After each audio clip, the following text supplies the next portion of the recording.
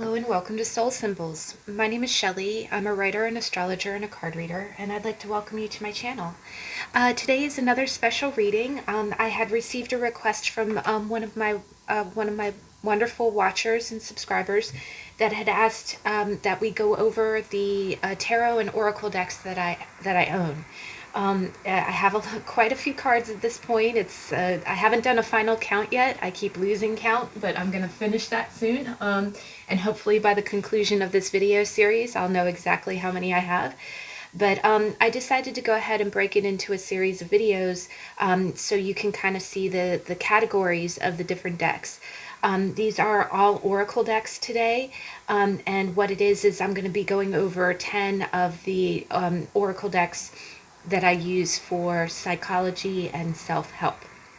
Now, if you've watched my videos in the past, I really do. I consider card reading to be like dream interpretation. I got into cards because it was a way of therapy. It was like a way of kind of looking at symbols and kind of getting my mind into a different zone. It helped me interpret, feelings, and it helped me interpret, the way that you perceive things and what you see in images and symbols say a lot about what's going on in your mind and in your heart and in your psyche.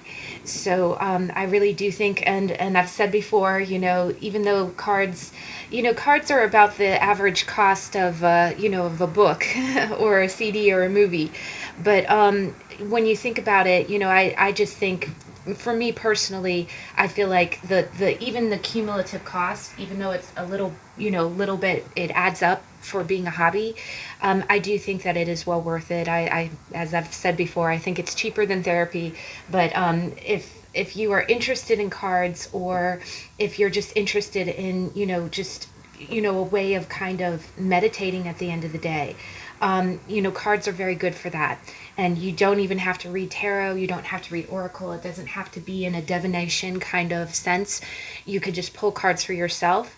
And this video would be very good for that, because all of these cards, they don't have to be used in a divination sense. You can just pull them for yourself each day just to see how you're feeling.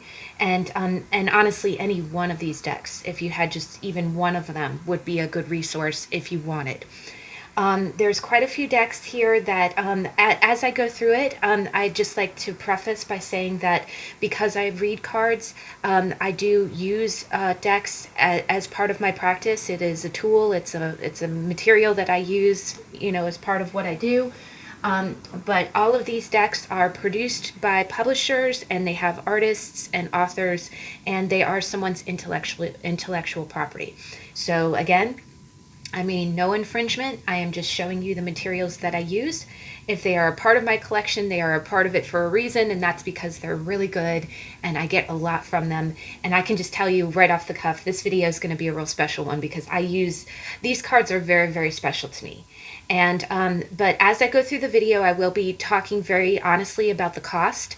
I'll be telling you what I like about the card and what I do not like about the card. So there may be a little bit, it's part of my collection, and if it's part of my collection, it's because I love it. So there's very little wrong with them. But if I did find any type of flaw or feedback, I am going to disclose that in the course of the video. The other thing is that the cost of the cards vary. A few of these decks are out of print, and I'll be going over that when you get to your part of the video. There are timestamps, and what we're doing is we're going from left to right, and there are 10 decks, and I will definitely include in the thumbnail an overhead shot of all the cards. Also, all the names and the authors and publishers are listed in the description box below. And as we get through the cards, again, if it's out of print, I'll tell you how much I paid for it. I'll also let you know what I kind of Googled it. I searched it to see what they're kind of going for now, and I'll just definitely give you honest feedback. And there's definitely a few gems in here. There are a few cards in here that I would never part with in a million years because I love them so much. And we're going to be talking about all of that in a minute. Now, also before we get started, you will see bags. There's very few decks that I keep in the box, and I don't know why, I just do, and I'll tell you about that in a minute. But all the bags that you see here I've made either by hand. The only bag that I didn't make is this one, and this was came with another set of cards, and I went ahead and used it for this deck. But enough blabbing, I'll go ahead and get started. Again, if you ever want to jump to any particular segment, the timestamps are listed below. Please feel free to click on it, and let's go ahead and get started. So, psychology and self-help, very important, especially when it comes to card reading. So the first deck that I wanted to show you, and it's actually not in any particular order. I bought these decks in a different order, but I just kind of, the first deck that I'm going to show you is the Archetype Cards by Myss. And I made the bag, and what I have is I have a beautiful jade horse, and he has red and green in it. And I pair it. I keep it looped with the ribbon of this card deck. But the Myss Archetype Cards is what it is when you think of psychology, you talk about archetypes. And archetypes are that personas, right? It's things you like to do. I'm not describing this real well. It's aspects of your personality, right? Aspects of your personality. Either that, or it can be behavior that you are encompassing. Sometimes if you're acting in a certain way, maybe you're embodying a particular persona. Maybe it could also, I think, it's also good because when you're reading, maybe you're striving to behave in a certain way, or when you ask the cards, okay, what should I be doing? And what this is a set of cards that has an image, it has a keyword, and then at the top it has a light attribute and a shadow attribute. And I love these cards because if I'm doing, first off, anytime I'm doing you versus them readings, not in a weird way, but if I'm reading two sides of a situation and I want to clarify, what each person is doing or the behaviorism of a person, it's excellent in love readings. Actually, just yesterday I did a Thanksgiving weekly energy card reading. And I referenced a video I did last year at Thanksgiving saying, who are you thankful for and who is thankful for you? And I used these cards in that read, and it's fantastic. The other thing is that sometimes because it has a light and dark attribute, it really does help me kind of see both sides.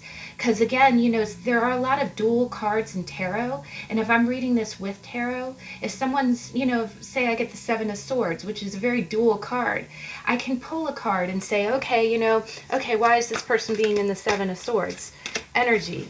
And look, you've got, slaves, surrendering your power of choice to the divine with complete trust.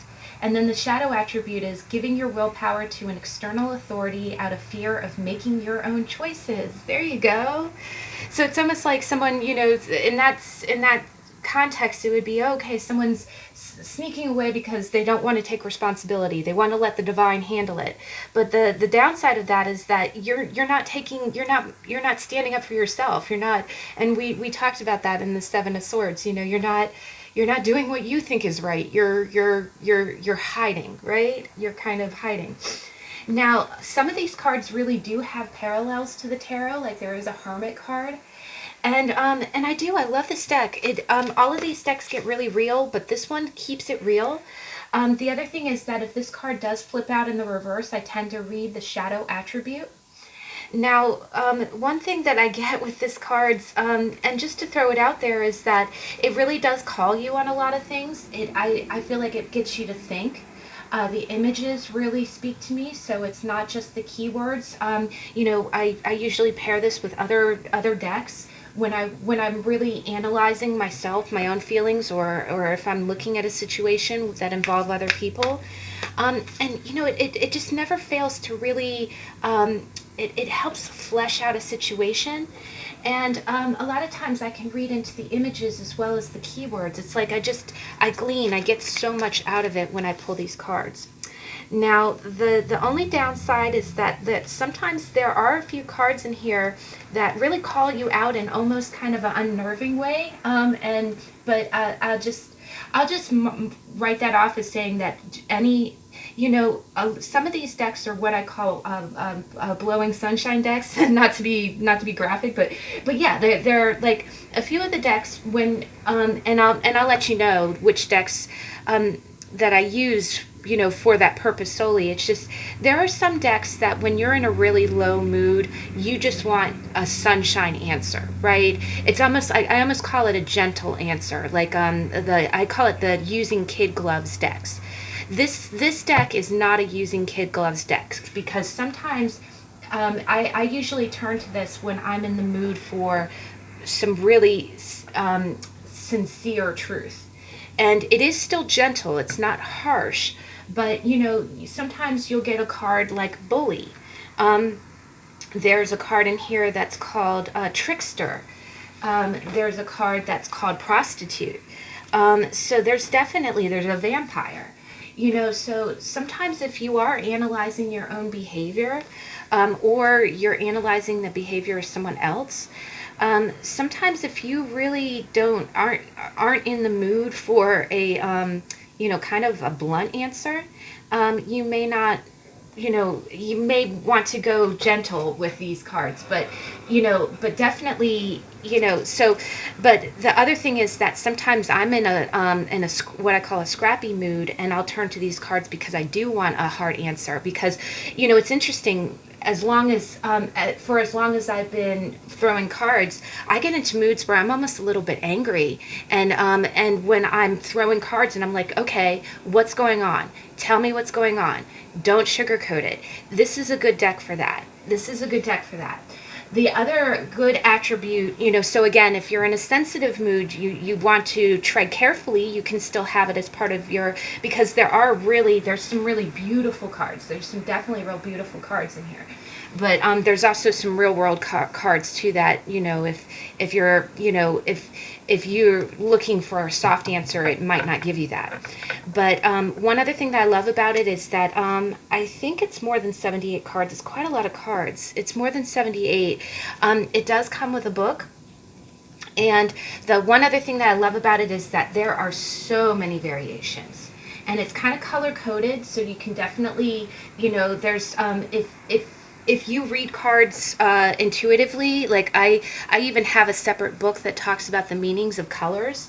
Either that, or if you're just instinctive with your card reading, and I know many of us are, where you could just, you look at a card and you see, okay, navy blue, bright blue, cobalt blue could mean, it can mean peace and quiet and sincerity and honesty, but sometimes it can be, feeling blue or being in despair.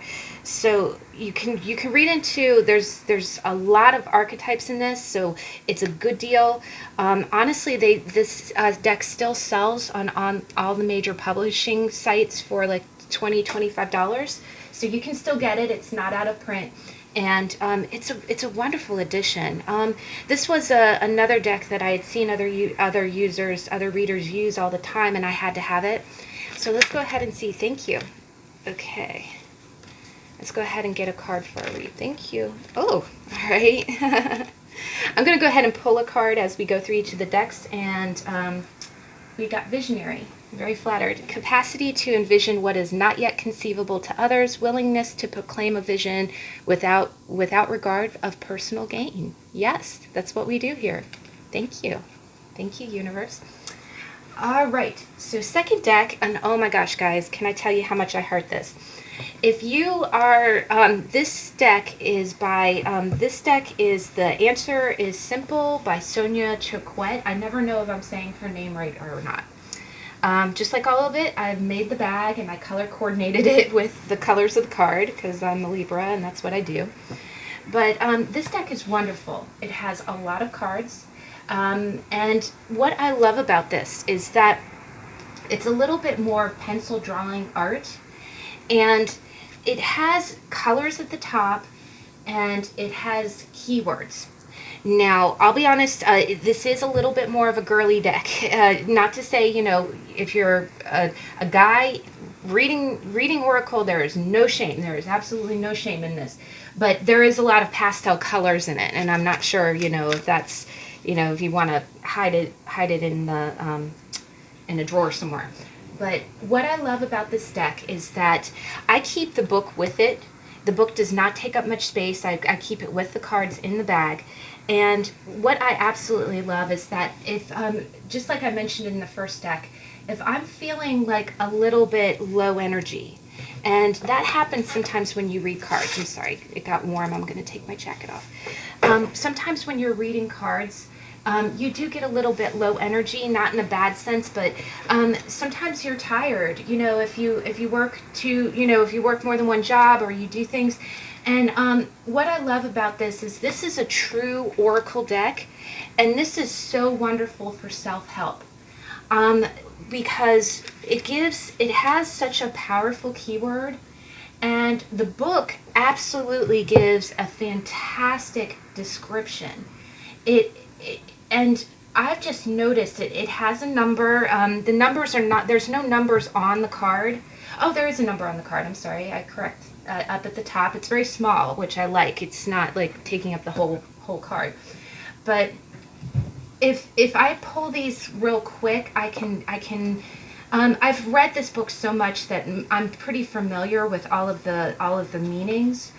But even if I'm using this deck in conjunction with other cards, but to be honest, I usually turn to this deck when I'm feeling a certain way and I want some really positive advice. Now, this deck does reference God and Spirit. It kind of uses it interchangeably, but what I love about it is it talks a lot about conquering ego, right? And it talks a lot about the things in life that make us miserable. It's kind of like the misery of our own making.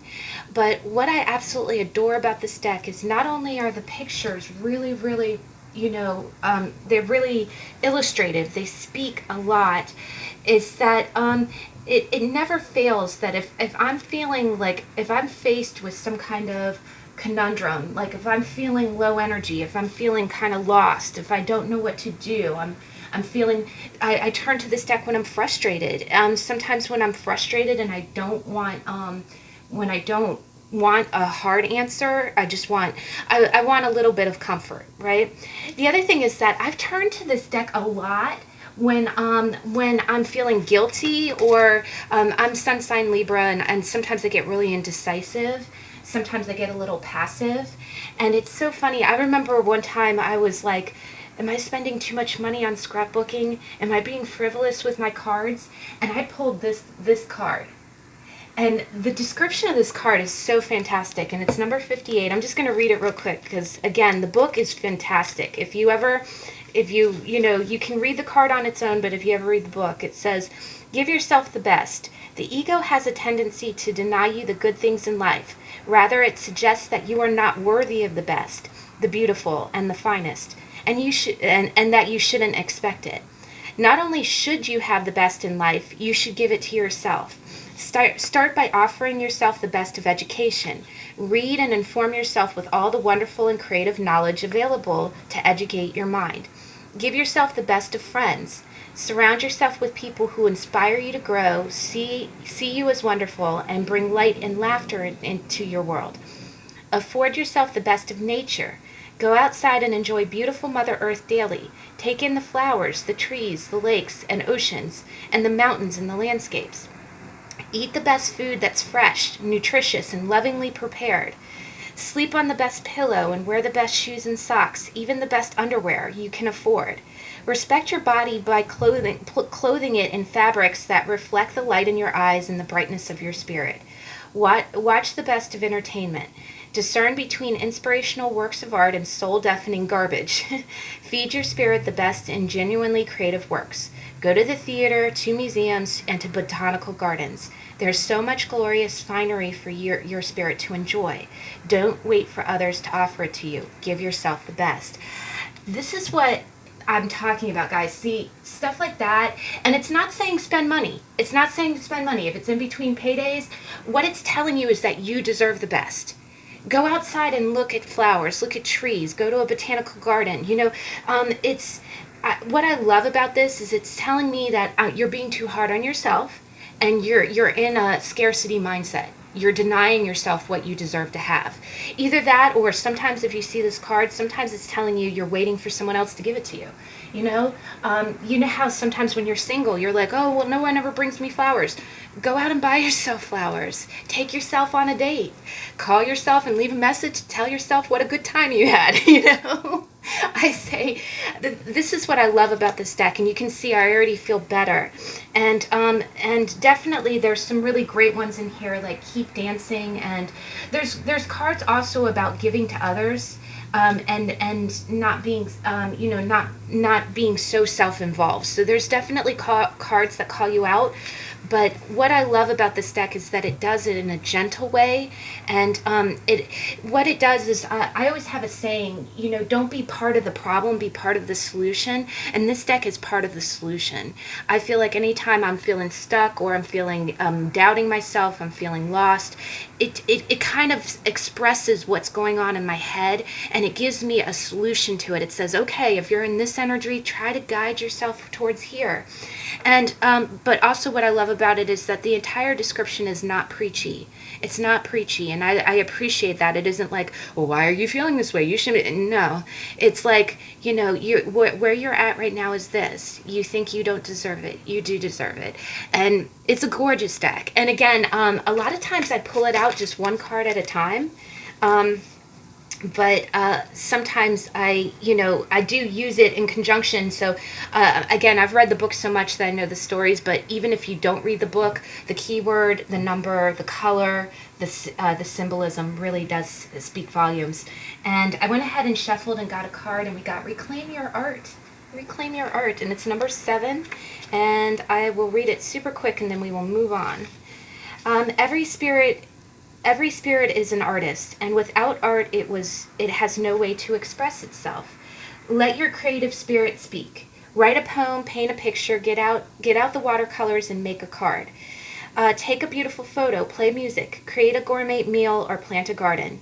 If you're comfortable in one art form, try another. Get to know your spirit through your own artistic experimentation. Enjoy your creativity for yourself. Your controlling ego will try to tell you that art is a waste of time and has no value. This suffocates your spirit and sucks the joy out of your being. Don't allow your ego to scare your artistic spirit into silence. Tell it to be quiet instead. There's no such thing as quote-unquote good art, only authentic art, and yours is crying out to be expressed. Don't worry about the opinions of others when it comes to your creation. It's first and foremost for you. You need it to feel your spirit and to hear what it's trying to tell you. Silence the critical ego and hear your spirit through some form of art today. Yes, today. So wow, guys, that's beautiful. And card reading is art. It is art. Next deck is, this is a deck by Denise Lynn. I did also make a bag, and I have a pocket for my little stone. I found a beautiful stone that goes with it. But this is called the Soul Coaching Oracle Cards by Denise Lynn. And in the first 2 decks, I talked to you about that I have a few decks that are what I call quote-unquote blowing sunshine. And what that is that's a deck that when I pull it, I just want a quick, positive answer. And this deck is it. This is my quick, positive answer deck. Now, what I like about it is that all the cards are uniform. So the one good thing about this is that life is like a box of chocolates. You never know what you're gonna get. The other thing is that all of the messages are very positive. But they give, so there's a keyword at the top, and then there's a little phrase at the bottom. And it says, boundless freedom surges through me. Now, all the pictures look kind of like, more like oil art. And what I like about it is it has a simple image. It has a simple image, and then the keyword really speaks into it. Now, it definitely has it has a few quote unquote tougher cards, but even the toughest card in this deck is not. It's not like the other decks where it would really get you thinking like, okay, what makes me a thief? What makes me this? No, this deck is more like for instance, the Truth card comes out often, and it says, "I live my truth," right? And so I usually use this card to kind of accent a reading if I'm pulling cards for myself or for a reading. It's almost like, okay, please elaborate this a little bit. And so sometimes if I'm pulling cards for myself and it's saying like, see yourself clearly, maybe I'm being real hard on myself, I'm having a negative body image, maybe I'm not being real truthful with myself, then this deck, it's almost like a synchronicity kind of deck. It really does. Now, I do use this deck on its own sometimes, and usually I pull it out when I don't have much time and I really just, again, want a quick answer. Now, I have kind of a wooden block, and I'll show it. It's a little dusty. I need to dust this. But what it is that there's a wooden block where you can put cards. So, like, and what I normally do is I kind of put three. If I'm doing a full spread for myself, I put three kind of very intricate cards, and then I'll put these two cards in front of it, so it almost kind of looks like this. And the reason I do that is because it's almost like this is kind of like my theme for the day, right? The back three cards are the more intricate cards, and then I'll pull these two from this deck to kind of be keywords, kind of accent points. And it goes a long way to elaborating it. But a lot of times it reinforces the message. If my message for the day is be grateful, be gratitude. I might get some of these other cards that talk about gratitude, and then all of a sudden this card will pop out. And again, it's just a very positive kind of reinforcing deck, or it can also be a quick, motivational keyword. If you believe in daily mantras, you know how they talk about sometimes writing down a positive phrase and on a post-it note and putting it somewhere. You could use these cards for that purpose. You could either purposely pull out the card that you want to meditate on, or you could randomly shuffle and leave it out like in a card stand. The card stand I got is off Etsy. It's really made for either children and or elderly folks who have arthritis, but I use it for my card display all the time. You can get one of them or two of them, and they're really not expensive. They're like $7 to $14. But also, what I love about this deck is that some of the images, like this is similar to the boat in Lenormand, and a lot of time I think journey. It can be a spiritual journey. It can be you finding yourself. It can be you actually going on a trip, and breakthrough. It's funny. There's another deck that I use that talks about going with the flow, and actually there's a card in here too that talks about going with the flow. And what you can do is, again, if you have more than one deck, or even if you just have this deck, you can gladly use them in conjunction. But again, this deck, the Soul Coaching, is wonderful for just a quick, hey, I call it my little shot of positivity. I call it my shot of positivity because it really is that, and it always makes me feel better. Here you go, let go and flow. So I've definitely, sometimes when I'm pulling for myself, I'll pull this card and this card, and again, it reinforces both. I do also get these cards a lot whenever it's telling me that I need to embrace something. Like I remember one week I got like 3 cards that really said, step into your power, you're powerful, it's okay, be powerful. All right, so for this reading, let's go ahead and see. Oh, nice. Okay, so for our deck review, we got inspiration.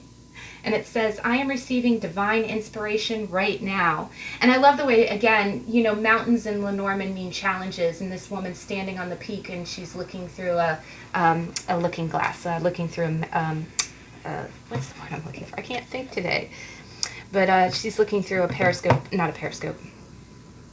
I'm going to remember the word immediately after this video and be like, don't. But you know what I mean.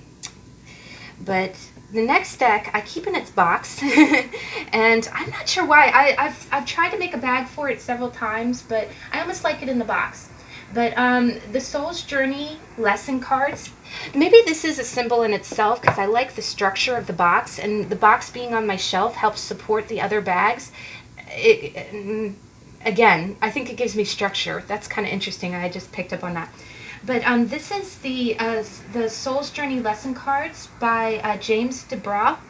And this is really beautiful. This deck I've seen so many people use. It's been in print for a long time. It is still available. Actually, I'm sorry, last deck as well is still available. I don't think any of this top row is out of print. So you can find it on Amazon. And actually the Soul's Coaching is not that expensive. Soul's Journey is not that expensive either. I think it's right around $20, $25. And you can definitely find it on Amazon or in major retailers.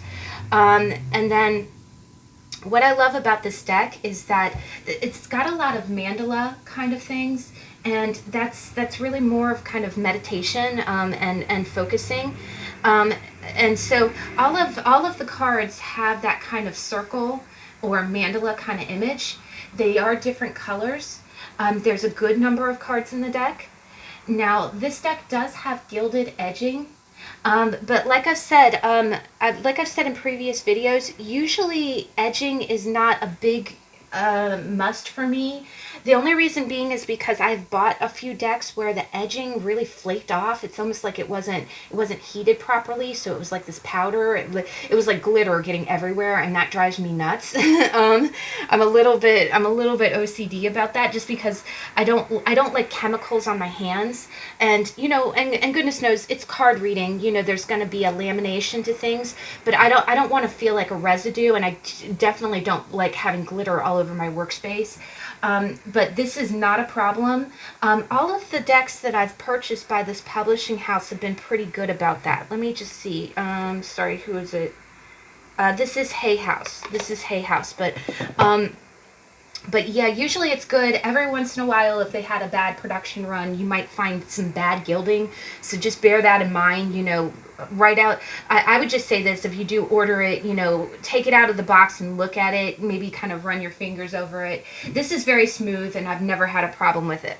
But they are wider cards. They're kind of a little bit more squat and short, but they fit in the hand very nicely. And they each have a keyword and a key phrase. There's no numbers, but so we've got like worry. I'm learning that worry doesn't change an outcome. Friendship. I understand that a friend is in my life for a reason. And just like the other cards, I just like you saw a minute ago, I'll put cards in the little display dish, and then I'll pull two of these and have them as clarifiers. Just like this deck, if I want kind of a straight answer, I'll pull and say, okay.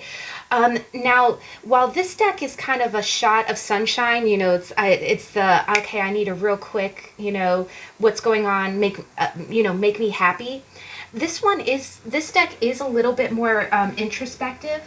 A lot of times, if I'm asking, this is good for relationship reads. If I'm asking myself, okay, what's going on? Why do I feel this way? It's like, I accept that my inner voice will always guide me correctly.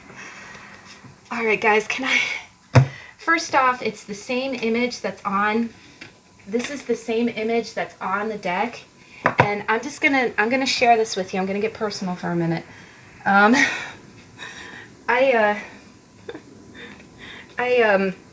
pulled these cards just not even 20 minutes ago for my daily energy. Deep knowing and peace, trust and accept.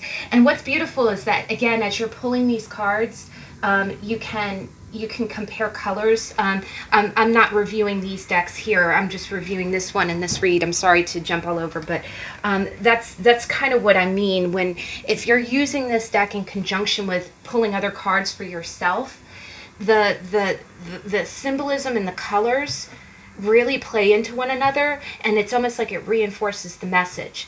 But just like the previous deck, you could pull one card randomly and put it in a card stand. Like I actually have these little blocks, and they come in a set of 4. There's a little slit there. So what you could do is if you have, and again, the circles, the mandalas, the purpose of them is to kind of have like it's almost like a meditation practice, and this is good for people who are not bad at meditation but have struggle with it. Like I struggle with it. It's hard for me to sit still. I have my mind is just too busy, as is my mouth. Sorry guys, but starting at the smallest circle, it's almost like, what do you call those walking circles? When you walk through slowly, it's almost like that. You can start on the outside and work your way in.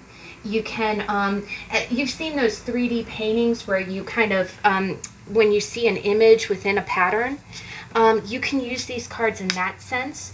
If there's a keyword that you see that you really want to focus on for the day, you can pull that out and go ahead and put it in your little stand and just say, okay, this is my mantra for the day. You can set it, you can set it up in a place that you can see it, like maybe put it on your bathroom mirror, or again, however you want to do it. These cards are excellent for that, because it gives you that keyword, it gives you that that phrase. But I just like all of my decks, I get drawn, like I'll turn around and say, okay, I really there we go, and doubt. I release the need to know all the answers. So exactly, sometimes if you're feeling lost, or if you're feeling like you don't have all the answers, I kind of either shuffle, or if one of these cards is really something that you want to focus on, you can flip through. I also like it for relationship reads, because it really does give kind of a deeper, it gives a core keyword to what's going on. And you can ask the question, okay, why am I feeling this way about this person? Why is this person acting this way towards me? What's going on? This can be family related, what's going on between me and this family member. And it's really great for that. So if you are more into, visual, or again, those mantras, I get a strong sense of mantra with this, but I do turn to this card, and even though it's just one word and a key phrase, the colors, the patterns, like this, it kind of looks like rainbows, but it has a lot of oranges and purples, which it can be crown chakra and not sacral chakra. So it can tell you a lot about how you're feeling. And it does get real. It has cards like envy and stuff like that. But what I love about these cards is that the phrase is always real positive. Like with envy, maybe you're feeling envious of someone, and it says, I am the same as everybody, but with different challenges. So I really love that. All right, so enough blabbing. Let me go ahead, and we're going to get what is our card for this? Oh, thank you. Okay. We've got guilt. I release any beliefs that no longer assist my soul's growth. Yes. And I talked about that a minute ago. You know how sometimes when I'm feeling guilty, like I feel like I have too many decks, that I'm being frivolous, that I'm being harebrained.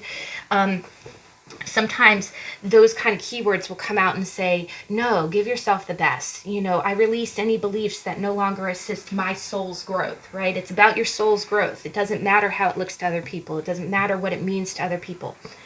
It matters what it means to you. All right, so the next deck is, we've got the Actually Curious cards. And what this is actually kind of a game. This is a playing game, and so the cards are the size of a deck of cards. And I debated whether or not I would include it with the psychology self-help review, because I will be doing a separate video. I'll be doing a lot of videos about playing cards that, like bicycle playing cards, because you can read those the same way that you can read bicycle playing cards 2 different ways. You can read it card playing style, which is what we call Lenormand, or you can read it tarot style, which is, it's like reading, playing cards are like reading the tarot without the majors. It's the minors. The Ace of Spades is the Ace of Swords. The King of Hearts is the King of Cups. And but playing cards, if you can look at my playlist. I read playing cards all the time. I did a Harry Potter Uno. I did on Harry Potter's birthday. I did a "What's your Harry Potter energy for the day?" and I read Harry Potter Uno cards. I also have a deck of Pokemon playing cards, like Pokemon the game, and I read those. So you can read anything. It doesn't, just because it's meant to be a certain playing card game. And I will be reviewing this deck again when we go over the playing cards, and that's coming on. I'll be posting that video at the end of December because it's National Playing Card Day. So if you want to check it out, I'll be revisiting these cards then. I did make the bag. I'm stupid excited about the bag. It turned out really good. At this point I had a sewing machine, so it's a lot more professional with the stitches. I'm so proud of myself. But the material I bought off Etsy, and I just thought this was really cute. And we'll revisit it in a minute. But the material is little chat boxes with hearts, and I made the inside a dark color to contrast. Now, the cards are playing card size, and you'll see they're pastel colors, and I just thought that was so cute. I thought it went really well with the bag. But what this is I actually walked into my holistic New Age store. It's a store called Nest, and I saw these cards on the table. And I love talking to my lady over there because she's the cashier, and she's so knowledgeable. Oh my gosh, I could talk to her about anything. But this deck was created by someone, by a professional in New York State who was a advertisement executive for years. And what's important about that is that when you work in marketing, and it's funny, in my background, I'm a journalist, I'm an English major, and I've written several papers that talk about the subliminal messages that are in marketing. And what's interesting about that is that it's statistically proven that the moment you walk outside your door, well, not anymore in pandemic world, but back even when there were magazines, or even at the dawn of television, when you had advertisements, and you see it on cable all the time. Actually, I was watching Hallmark Channel the other night. It's really sweet. I'm very blessed that in my writing history, I wrote a book of romantic suspense. And I joined writers groups that put me in touch with other authors in my state, and several other authors in my state are also romance writers. And so one of my good romance writer friends, friend of a friend, she had her novel translated to Hallmark Channel, which I know, and especially this time of year, it's been a rough year. 2020's been a rough year. So to watch a beautifully romantic, you get to check out in your head, right? But I was watching our mutual friend's book. Because the movie debuted, and it was a good movie. It was really good. It was a Hallmark movie, but it was a really good show. And what I noticed, and I do this every single time, on Hallmark Channel they have advertisements, and they actually had really long ones. It was a good, I think if you add up all of the ads, all of the commercials, it's probably a good 20 to 30 minutes total. But you can tell a lot about a channel by what advertisements come up, like I often joked, I was one time watching a movie, and it was pitching Xanax for cats. Like it was, oh, is your cat restless? Here, this will mellow him out. I'm like, oh my gosh, is this my sales demographic? I'm not poking fun at it, because believe me, I get plenty of, they'll pitch me the Macy's commercials, and I'm like, ooh, that's my perfume, right?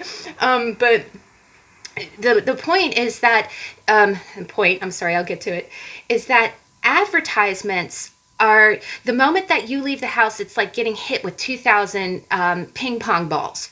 That's advertising. That's advertising, because what it's doing is it's catching you. You're watching a Hallmark movie, you're in a romantic mood, and it's pitching you things based on the demographic of the people who watch that. Same thing with magazines. And it's funny, I wrote this whole psychology paper about how in magazines the way that women are depicted like a lot of times fashion magazines for many years, and this, this is a little patriarchal, is that even from the 50s, a lot of the advertisements are very aggressive. And sometimes they're selling advertisements more to men than they are to women sometimes. And it's changed a lot in modern days, but if you look at advertisements from the 60s and 70s, a lot of them are pretty chauvinist. The other thing is that sometimes even the ones today, they very subliminally, with the images, that it's not even, saying, okay, you should do this. You might see a woman with like the strap of the purse next to her neck. Or, you might see women in really high heels where they look like they're, susceptible to something. And I'm not bad mouthing it, but I'm just saying that advertisements has become a lot more positive and it's become more equal. But the power of advertising, and that's what this author does, is that he worked for 20 years in an advertising field. It's like, okay, how do you subconsciously, using images, and what do we do here, soul symbols, we look at images to describe what you're thinking, what you're feeling. And sometimes that can uproot some very, very deep biases, some beliefs. And that's why, this author's background is really, really important. And what he did is, though, in 20 years of advertising, he realized that he felt like people were not really connecting too much. We watch TV, we get on our phones. It's the same soapbox, that we're on. It's legitimate. There's a reason for why we say this, but family values and connecting with someone. And I even said it. I did a few readings ago. I used these cards, and it's amazing how we don't ask each other deep questions anymore, right? And this is what this author was realizing. You go to the dinner table, everybody's on their phone. Either that or you don't even go to the dinner table. Everybody just kind of like zombies goes into the kitchen, get their food, and then they go to their corners, sit on their phone. And then it's like, the other thing is, it's like asking someone, so how's your day? Oh, it was good. We're not really connecting. Right? We're not really learning about one another. And actually, when I was in college, there was a psychological exercise where if you walk into, so the health of someone mentally is one of the attraction factors of a person. If you walk into an elevator and face the opposite direction, people are going to look at you like you have a mental problem, and they'll avoid you, right? The same thing. So what happens is we are kind of like sheep in the fact that we all conform to a certain norm. But what happens is introverts in particular are very deep people. They're very deep people. They have deep thoughts, they have deep opinions, but they don't really share them with people because they're never asked about it. So when you come up to your coworker or you come up to your spouse and you say, so how was your day, dear? Oh, it was good. Is the answer you're going to get, because that's the guarded answer. That's the politically correct answer. Now, what I'm saying, and with these cards ask. It's a card game where you shuffle and you each give somebody a card, and what you do is you let the person ask you. This card asks the question of the person, and then everybody else in the group sits back and listens to the answer. And I know I do a lot of talking on my channel because it's, to a camera, but I do strive in my daily life that, in life we talk to talk, but we don't. There's a saying in psychology, we don't listen to actually listen. We actually listen so we have our time to talk again. And that's an epidemic. I feel like that's a bad psychological epidemic.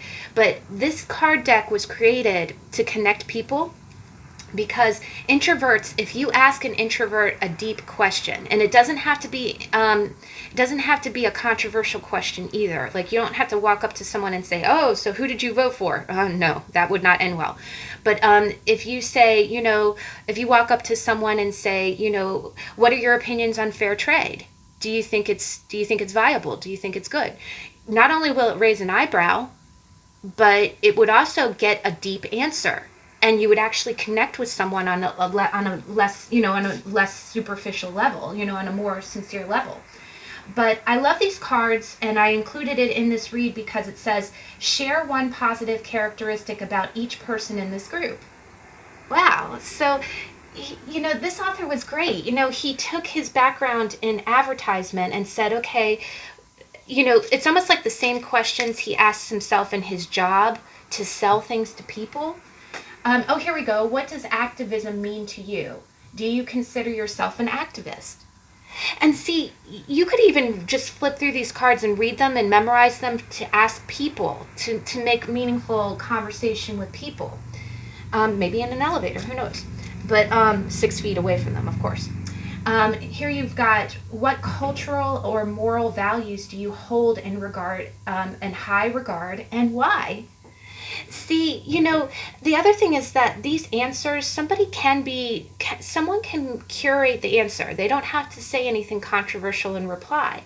But what it's doing is that I've noticed that these cards are helpful for connecting to other people, so you can use them as a playing game with other people. You don't have to just use it for yourself.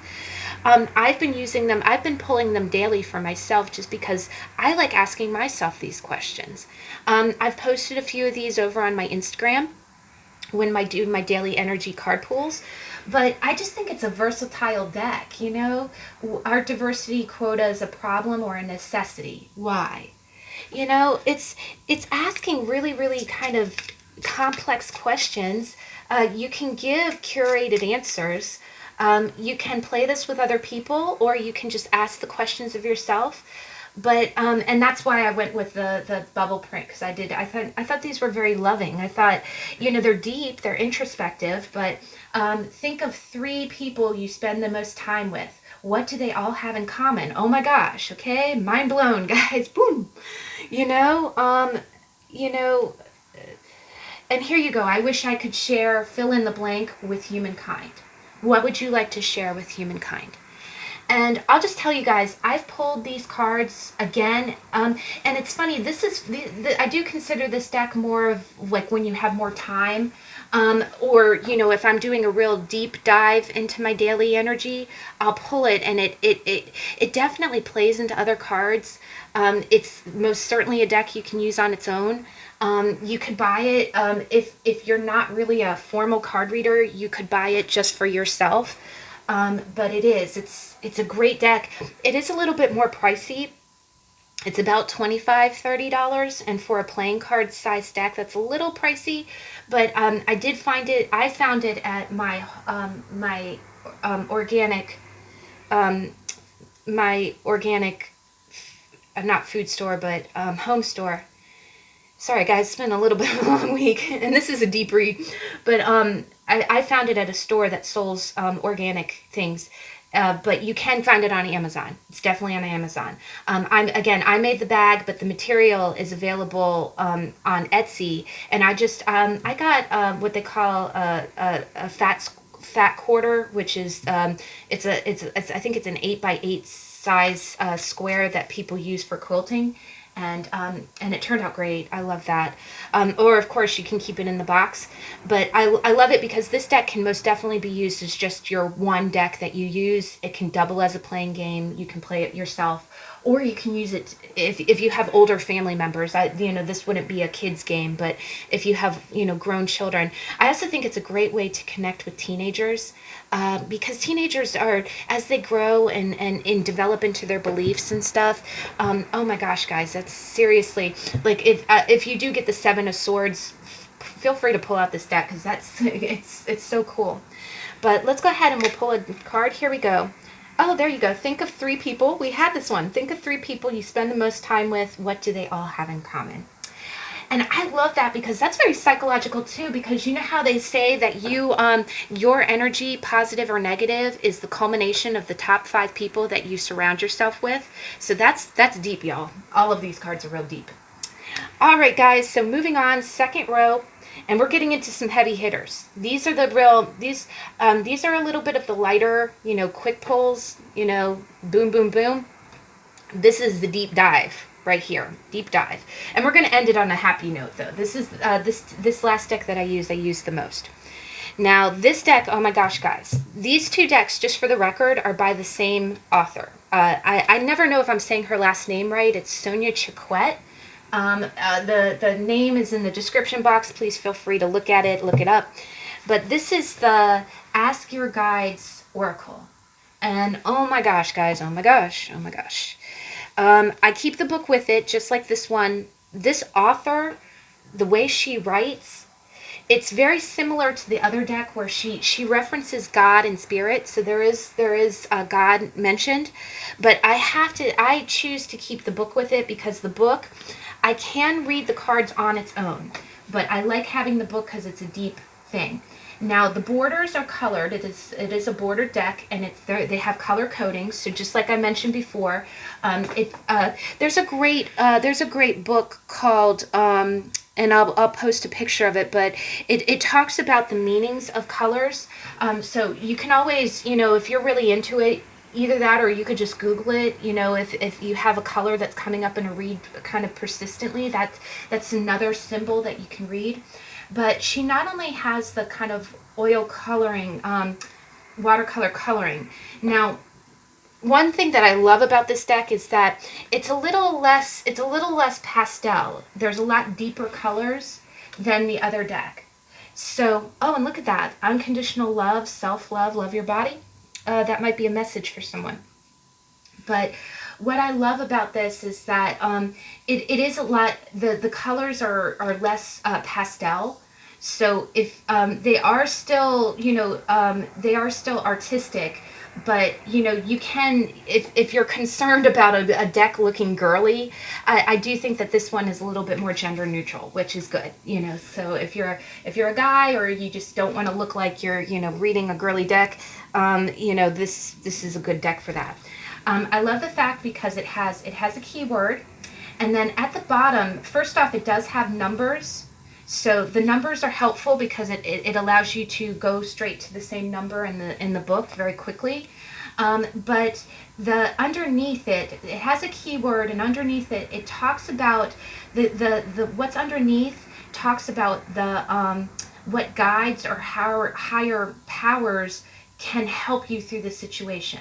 So what I love that's so similar and consistent with Sonia's decks is that when I pull these cards, this gives me a very in-depth answer. So if I'm in a sensitive mood, it's funny, this is one deck that I will turn to when I am in both a sensitive mood and an inquiring mood. Like, I've never gotten a harsh answer from this, but I do get a real answer from this. So like you see, it says judgment. Actually earlier, today, deprivation. It's got victory. There's several really bright cards too that just says, but like I said earlier, discipline. This is a great one. If it's saying, okay, maybe you're feeling kind of adrift. Self-esteem. Your guardian, it'll list the name of guardian angels. It'll say creativity guides. And it's funny, you can glean a lot. I can get a lot. Again, I've read this book so much, I usually, I kind of know all the stories in it, but spirit teachers. And you see kind of images and feathers and, a heart being given to someone. And this says boredom, right? So there are a lot of cards in this deck, and I will tell you, oh my gosh, guys, when I am in a mood, and this deck really speaks to me, and it gives such great advice. Like anytime, if I'm feeling despairing, it'll say, okay, you're in a gray mood. The other thing is that if you do, you can incorporate, color, you can incorporate the number. If you want to use numerology in it. But I'll tell you guys, when I'm feeling low or I'm feeling lost, I use this in relationship reads, I use this in my daily energy, I turn to this deck quite often. It's funny, if I need sunshine, like I need almost brighter, just please make me feel good, I'll go with this deck. if I want to delve, like, okay, I'm feeling blue. What is this? But what I love about her writing style is that, she does say, first off, she does reference like joy guides and God. And, this deck talks more about overcoming your own ego, kind of like getting out of your own way. This really, I almost refer to this as, if I had to pair this with parts of the tarot, I'd say that the Ask Your Guides cards, that these cards would be more of the minors, and these would be the majors. Because I do feel like these are like major psychological problems that are going on in my life. And, but the cool thing is that even though it looks like kind of a fluffy picture, and we'll pull a card and read the description, the description really fleshes out the situation. And again, as I've said before, one of my favorite quotes in the world is, you don't want to be a part of the problem, you want to be a part of the solution. If you're feeling crappy, you don't need a book or a card saying, well, you're repressed, you should do this. I hate, pardon my French, I dislike books that get preachy at you because you're going through a major struggle, right? And that's the purpose of cards, is to help you say, what's going on? Why do I feel this way? How can I make it better? And what I love about this is that it's not a quick fix. It's not, again, there's moments where you need blow sunshine. There's moments where it's like, okay, I don't want to deal with any hard truths right now. Just give me one keyword to make me feel better. This is the deep, going below the surface kind of deck that says, okay, I don't feel good. I need to know why, but this feeling is not going to disappear in 5 minutes after I read this card. This card is telling you, okay, this is what's going on with you. And judgment keeps popping up, so let's go ahead and look at this real quick. So it's number 46, which boils down to an 8, which is kind of a Saturn number. And I love the fact that it says higher self. The other thing is that you see kind of a bigger person, and then you see what looks like a fight between two people and a magnifying glass. And it's all blue, right? It's all, blue is the throat chakra. It's talking, right? And blue is clouds. So here, I'm definitely seeing that maybe you had a fight with someone. Maybe you've been argumentative, and here it's saying judgment. And, judgment's like a major arcana too, right? But it says, this isn't a time to act under an imagined sense of urgency. Keep your emotions from running away with you. Turn to your higher self, engage your power of reasons, and trust your inclination to step away from the drama and intensity of the moment. Study and analyze all the factors of the situation and follow your higher self to guide you to the right end. Sleep on it at night. Better yet, sleep on it for 3 nights. Then heed your higher self's message. Leave it to me for now. Oh my gosh, guys, you see how beautiful that is? Maybe someone was getting on plucking your ever-living last nerve, and you really wanted to say something. Maybe you have a really bad problem and you're not finding a solution. Here it's saying, okay, breathe, try to sleep on it a few nights. Maybe it's a big problem that's plaguing you, and it's going to be okay, right? I also kind of get this as a give it to God. But you see how beautiful that is, and it's not preaching at you. It's not telling you that your emotions are bad or that you shouldn't be feeling this way or that, but it does also kind of call you out. It says, okay, if you're ready to fly off the handle, that's okay. You're feeling that for a reason, but the best course of action, before you do damage, let's do this instead. And I love that. Because definitely, this is another one that, I mentioned with the first deck. Sometimes if I'm in a kind of a heated mood and throwing cards, I'm like, what the is going on? Please guide me, because I'm, I also feel it like, and we all get there, we're all human. We're not perfect. There's a phrase, when you're feeling stabby, when someone is driving you crazy and you're feeling stabby, this is a good deck for that. Now let's go ahead and pull one more card. So ooh, thank you. Self-esteem and compromise. There you go. Self-esteem and compromise. That's great, guys. I love that. And the images are very soft. Again, they're not strong pastels, but they're deep kind of jewel tones. And I think that's nice. I like that. So here we go. Oh, look at the angel with the wings. Here we go. And it does also, just to put it out there, the book also has keywords. So if you are short on time, you could just read the keywords and, come back to it later if it's like, if you're pulling cards for your daily energy. You may feel like the odd man out right now, as others may not fully appreciate or support your ideas or perspectives. In fact, you might be feeling discounted altogether. Fortunately, the guardian angel Michael is present to help you remain grounded and centered, even in such times of being challenged or misunderstood. He counsels you to remain true to yourself and steadfast in your convictions, even if they aren't shared by those around you. Yes, it can be scary to go against the crowd and stand up for what you believe in, especially when it's unpopular or possibly ahead of its time. But Michael stands by you to remind you that this is part of becoming a spiritually mature soul. He helps you ignore popular opinion and stay true to your heart. Don't seek approval or doubt yourself when you don't receive it. Instead, Michael encourages you to stand in your full potential, your full spiritual adulthood, and claim your self-esteem by trusting what you feel and believe in. Do not abandon yourself to win approval in the moment.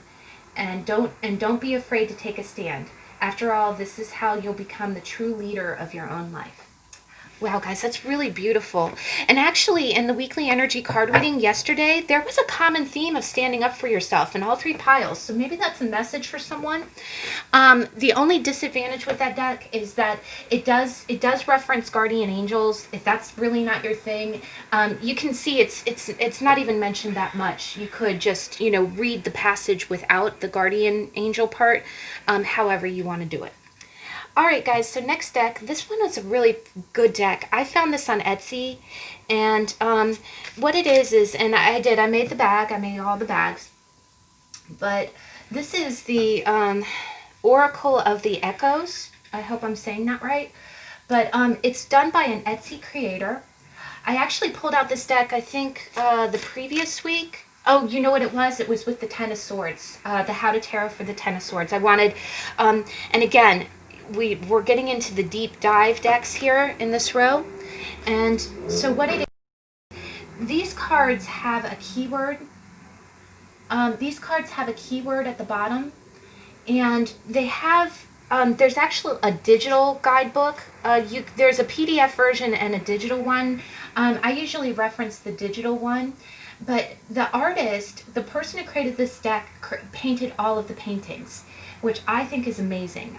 You see, I have quite a few decks, like in my tarot collection, Lacey Bryant's The Slow Tarot. This author is very much like this. She created all of these images. And what it is that this deck is a good 50-50 mix. It is, the images are darker. There's a lot more grays and blacks and reds. You do see some real sunny cards too, but a majority of them are a lot about self-reflection. Now, there's positive cards in it that talk about like new horizons and hope.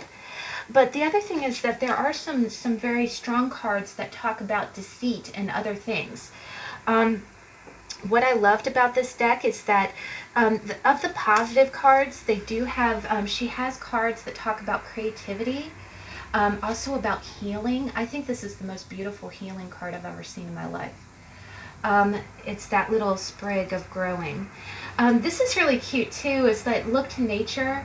There's a lot of decks that talk about getting out into the nature, and this card actually came up in pile 3 of the Ten of Swords reading, but this card personally has a lot of significance for me. Symbiosis is, symbiosis in the animal world is when two animals that, or two species that seem completely independent of each other provide services to one another so that they both thrive, right? It's like, if you've seen that, like there's a video here called The Language of Trees, and what it is that trees quote unquote speak to each other through fungi and the roots. The fungus gets paid, so to speak, from the tree. The tallest tree gets photosynthesis from the sun, and then it brings starch, brings food to its roots. Anything that it can't use or that it can't give to other trees, it can give to the fungus to survive. And in exchange, the fungus will jump from root to root and transmit information from tree to tree. Like if one tree is suffering, like if you have a locust infestation or something, and one tree starts to fail or falter, the fungus will communicate that status to another tree, and the trees respond. It's really quite amazing. But long story, but that's what symbiosis kind of means to me. She does have cards that are kind of echo the majors. She does have a lover's card, and this is a really deep card. You see like them joint at the, you see them joint at the hip. But you know what I almost think of? I think of a kidney, and I know that's crazy, but kidneys are a major organ. And you know what I almost think of when I see this card? I think of, I love you so much, I would give you one of my kidneys, right? Which I know seems funny, but it's that kind of deep love, like somebody that you would do anything for. Father Time also came out in the read, and this is a real beautiful one. She's got some gorgeous cards like Balance. What I love is she does have spirit guides, and then she has another really beautiful one that says Spirit Heals. But let me see if I can find Spirit Heals. Sorry, guys. She has like hope. But basically, she's got some real positive cards. Like she's got courage, breakthrough, and the images are just really amazing. But the other thing is that she does also have very, very deep cards that call it, like Lost. It looks like this woman's blowing away in the wind. There's one that's called Chaos, and oh my gosh, guys, when you're feeling all up in your head, when you're feeling like you've been through a whirlwind, again, she's got like a moon card, and I kind of read that two ways. I read that either as, you know, the moon in Lenormand or the moon in tarot. She's got trust, and she's got what looks like a real beating heart. So it's almost like trust your intuition, trust your heart.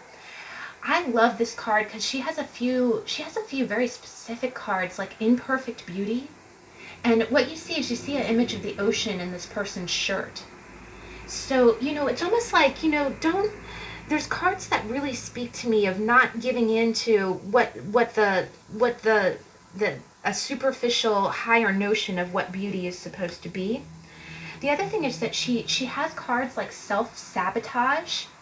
She has Discord, can really talk about fighting, vulnerability, the woman's in a shell, and fear. And fear really speaks to me. It's like a snake slithering down your spine. But, so, you know, Shadow Self. So she definitely has some very deep cards. Now, one card that kind of sold me on the deck was she does have a card that says Sorrow and Depression. And I know that I'm kind of referencing more of the, you know, the deeper cards, but that's the meaning of this deck. It's like, you know, look within, intuition. She's got a lot. This card I love. It's Protection. Sometimes I feel like when you're doing a read, when you've ever heard of rejection as God's protection, or you feel like a situation's really raking you over the coals, but the universe is like reminding you that they're protecting you through these actions. And Inner Strength. Oh, here we go. Spirit Heals. Spirit Heals. Oh my gosh. I love this card. When I'm in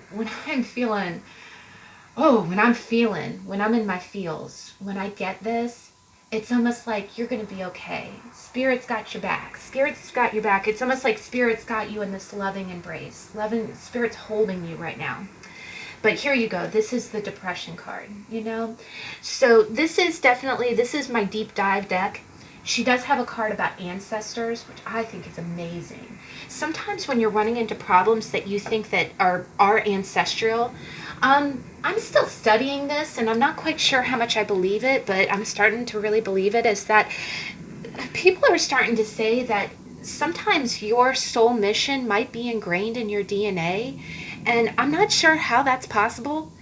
The other thing is that sometimes it can be ancestral in the sense that maybe, you know, the same, and this is a psychological concept, maybe the same psychological way of being, maybe you've always lived in the same state, you've always had the same career path as your ancestors before you.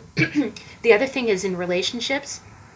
You know, maybe the type of marriages, because again, what do you learn? Who do you learn from? You learn from your parents. If their way of cooperating becomes your way of cooperating, that's when it really does become, sometimes this can be an indicator of ancestral problems that have been passed down, or it can be ancestral blessings. Maybe you're really strong at something because your family taught you how to do it, or your religion, or your from generation to generation. She does also have a journey card, which I think is real beautiful. It kind of reminds me of the ship in Lenormand. But this is a wonderful deck. It's a wonderful deck. Again, it is really 50-50. Half the cards are very inspirational. I do reference the digital guidebook. It's not a physical book, but I reference the digital guidebook. But most of the time I can read it just on its own with the keyword. And oh my gosh, does it speak to me, y'all. I do have a beautiful garnet that I keep on top of it. I don't keep it in the bag because I use the stone for other reads and other decks. But oh my gosh, the feels. This deck is a little bit more expensive. It's around, if I understand it right, it's around $50. The artist was on Etsy, but she has a separate website that she sells this deck on, and I will put the descriptions in the description box below.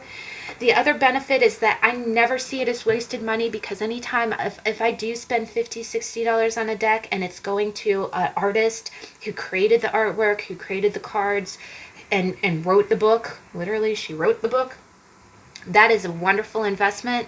And I feel like that's almost like, again, if you watched the first video about my tarot deck, I feel like that's a tribute to Pamela Coleman Smith when you support artists who do this, because it takes a lot of work.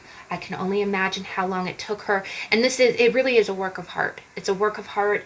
And so $50 is actually a really good deal. But, again, if that's the type of deck, my goal in showing you this is for you to find the deck that works for you, that's a good match. And if it's one deck, if it's 50 decks, if it's a good price and it gives you what you need, then, and supports an artist at the same time, oh my gosh, win-win-win, right? Now, the next deck is an interesting one, all right? I'm going to be 100% honest. I have not pulled out this deck that much, and it's funny.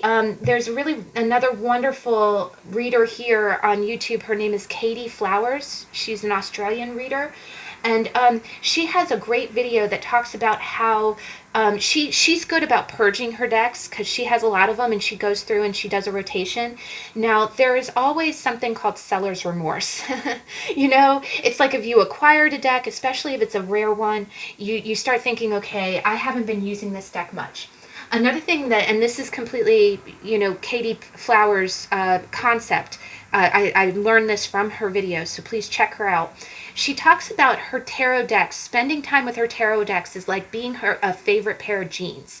You know how you have that favorite pair of jeans that just fit perfectly, they're comfortable, you can live in them, right? It's almost like you wear them every day. You're going to have oracle decks, and especially as you start collecting them, because they get addictive. They're like tattoos. You can't just have one. And that's where, if you are buying your deck for the first time, I'm trying to be responsible and, not get you bit by the oracle and tarot deck bug. But as you're looking for it, it's like having your favorite pair of jeans. And actually, they talk about this too. If you are in the market, like maybe your favorite pair of jeans is really starting to get worn out and you need a new pair, they always say wear your favorite pair of jeans to the store as you're shopping. Because if you just go and you don't have that comparison, you might get something that's kind of close, but it's almost like when you're trying to match the right color. Like I scrapbook, when I'm trying to match the right color of paper, or if you're decorating, like if you're decorating your home and you need the right throw pillow, but you want the right pattern that's going to match your couch, or the right curtains that match your wall color. It's a process, right? It's a process. And what it is that if you wear your favorite jeans to the store, you'll know that, you'll have that comparison, right? You'll have that color swatch, so to speak. It's the same thing with cards. There's a lot of nuances with cards, not just the price, but, is it giving us, a lot of times, half the reason we like these walkthroughs is because we want to see a majority, and flip throughs are wonderful too. I highly encourage that if you see a deck that you like, Google it here on YouTube and watch the flip through so you can see every single card. The other thing is that I do like it when you get a meter of comparison, like you see how it fits in the palm. And And we talk about cardstock a lot when I talk about the Gilded Edges. Um, and all of these factors, if you're going to drop money, it is like your favorite pair of jeans. The other thing is that when you start acquiring a lot of decks, you don't have as much time, right? And so the other thing that Katie Flowers talks about is like, if my time is precious, I don't have much of it. If I'm going to use that time to throw cards for myself, is this deck that I'm using like my favorite pair of jeans? Do I want to spend time with it? If I buy a new deck, is that new deck going to give me more than what I already have? And that's the hard part, because it's need versus want. The new hot deck comes out and you're like, ooh, gotta have it. But over time, when you actually use it, you get to decide, okay, do I really like this deck? Am I really feeling it, right? And sometimes that comes with buying it. I'm not big on returning. I try to do my due diligence ahead of time so I don't have to return a deck. But this deck was kind of like that, in the sense that this is the Enlightenment pack by Chuck Spezzano. And this bag came with another deck of cards. I just thought it went real well. It's not burlap. It's almost like yeah, it is a little burlappy, but not scratchy. But what it is that there was a separate book that came with it, and Chuck Spezzano is a psychologist. And what it is he created, this deck is probably about 20 years old, 25 years old. And he created two decks, one called the Love Pack, which had love cards, like relationship cards.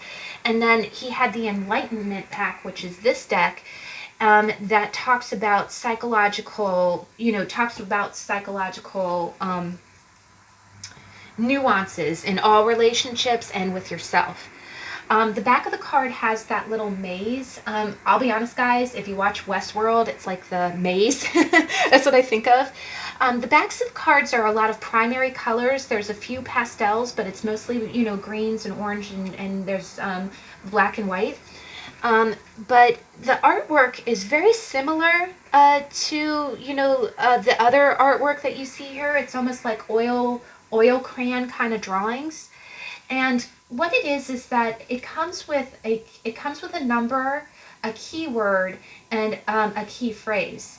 The other thing is that the key word is a category, and this deck is out of print.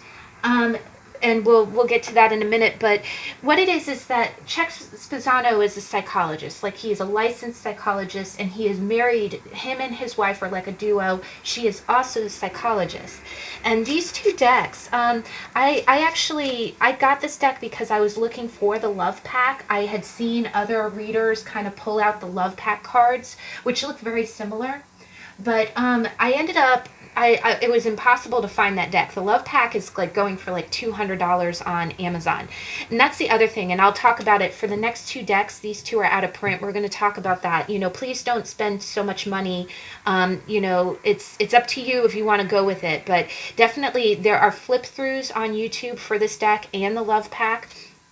But it's a long out of print deck. It's been out of print for like 20 years. But what I liked about this deck is that I did like the images, like here, valuelessness, and then the keyword is unconscious, and the number's 22. The images really speak to me, like giftedness and gift, hidden self, victim, and this is just amazing. You see someone in red walking against the tide, against the crowd.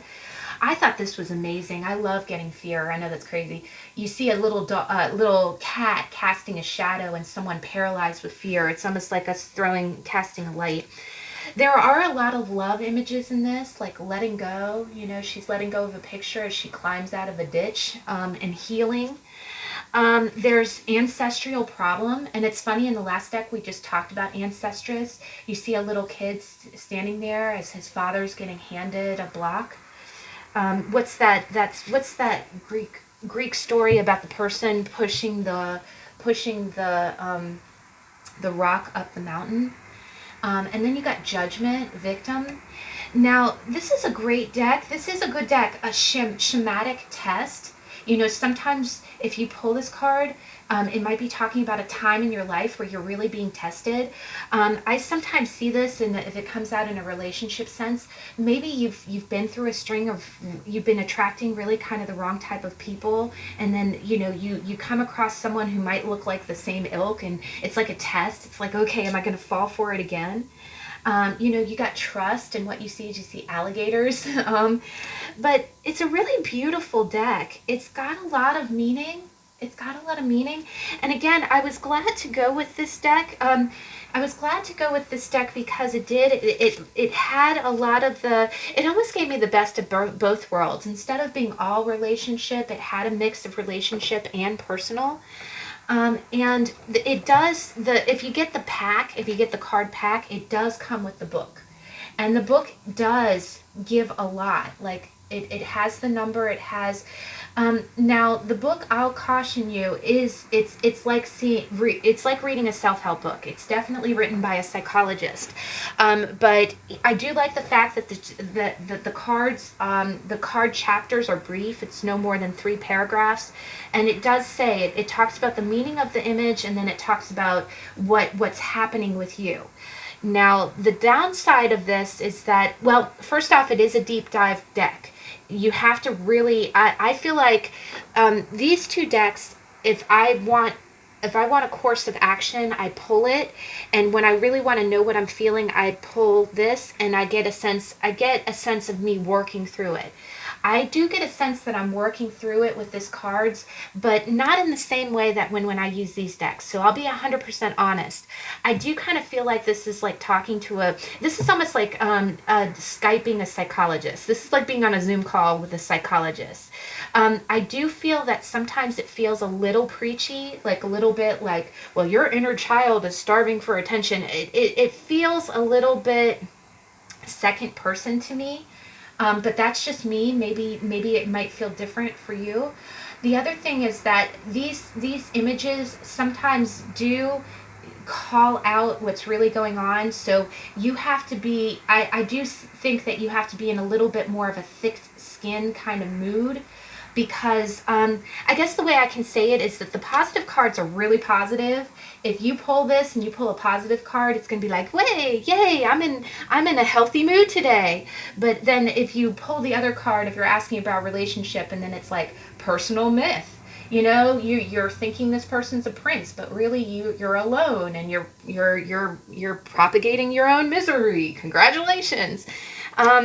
And here, I'll go ahead and I'll read it a little bit. Maybe it is just, who knows, maybe it's just not my style. But I do love the cards. I do still pull the cards. I turn to it. It's almost like I have certain weeks. As I pull cards for myself day to day, what I'll do is for the next day, I'll put the other cards back, and then I'll see if more cards. I kind of like a transition from deck to deck in the mix that I use for myself. So sometimes it does go into rotation. It's not that I don't use the cards. I do.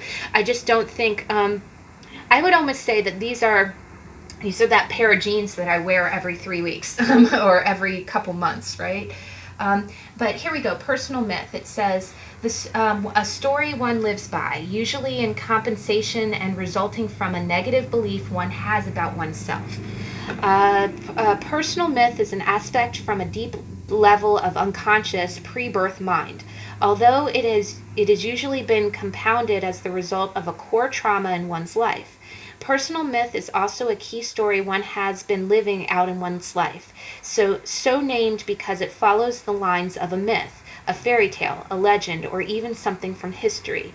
Receiving this card means that there's a key life script that you are playing out, which at this point is interfering with your situation at hand. So as you see, it gives like a 3-paragraph description, and then it says using the card. And then the other thing is that it does give you bullet points. It says, okay, how to heal your personal myth. So these cards are good. Again, they are a deep dive. They do reference relationship things. They do represent, freedom. Maybe you're giving your power away to someone. So if you are in if you really do want that, this is almost like therapy in a box. If you want therapy in a box, which might actually be very good for us right now. So again, it's not a bad deck. Sometimes it comes across a little clinical to me. So that's why, I choose when I pull it out. When I'm in a clinical mood, when I want to sit in front of the psychologist chair, I'll pull out this book and pull out these cards. But if you do feel that, sometimes it can feel a little bit impersonal. So it is a little bit of a bedside manner, right? So, but these cards are good for that. They're good for that. And that's why psychology and self-help. So, and it does get kind of real though, like here, revenge, victim.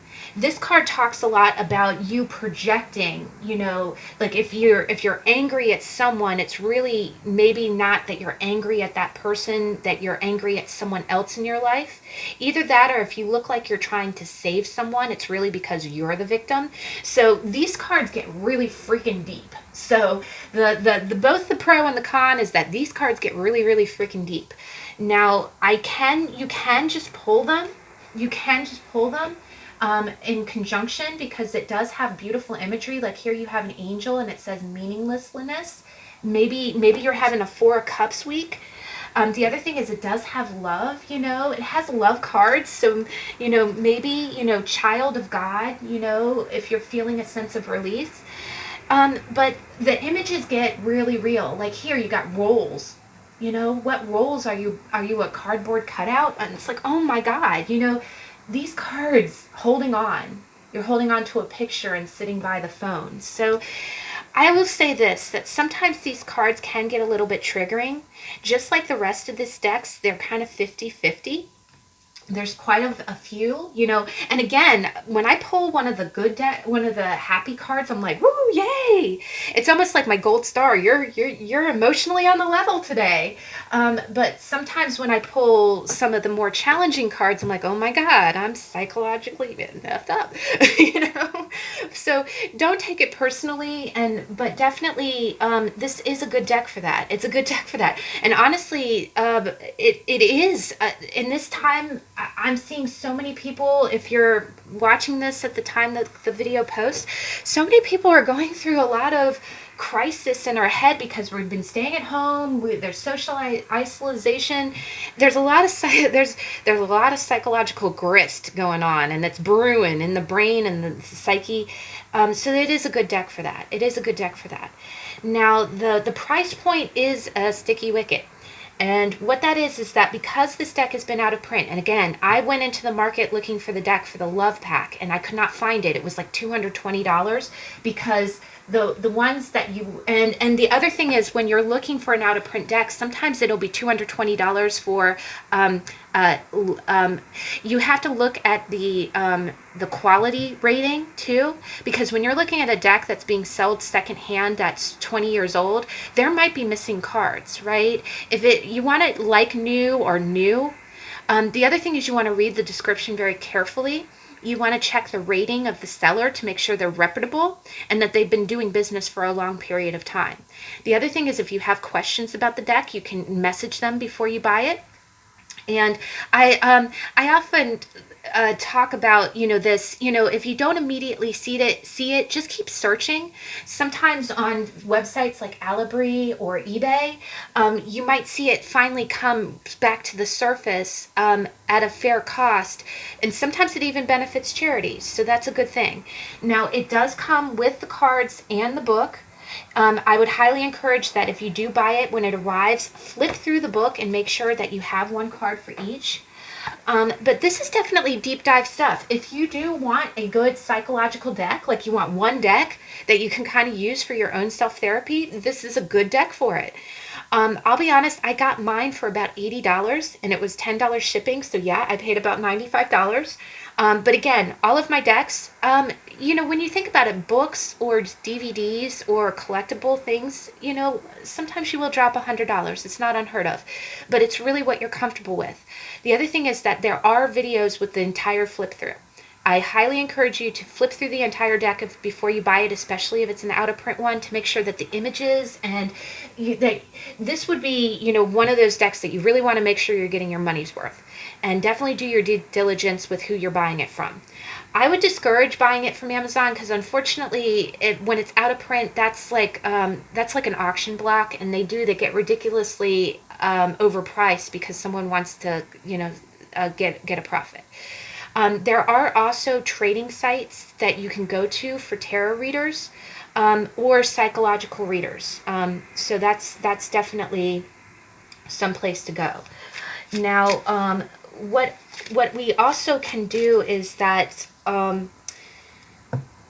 what you can also do is, yes, again, whether you're interested in the Love Pack or the Enlightenment book, that's completely up to you.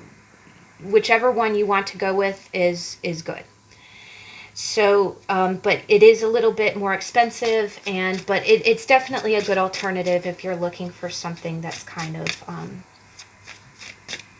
sorry. I'm going to go ahead and pull one card.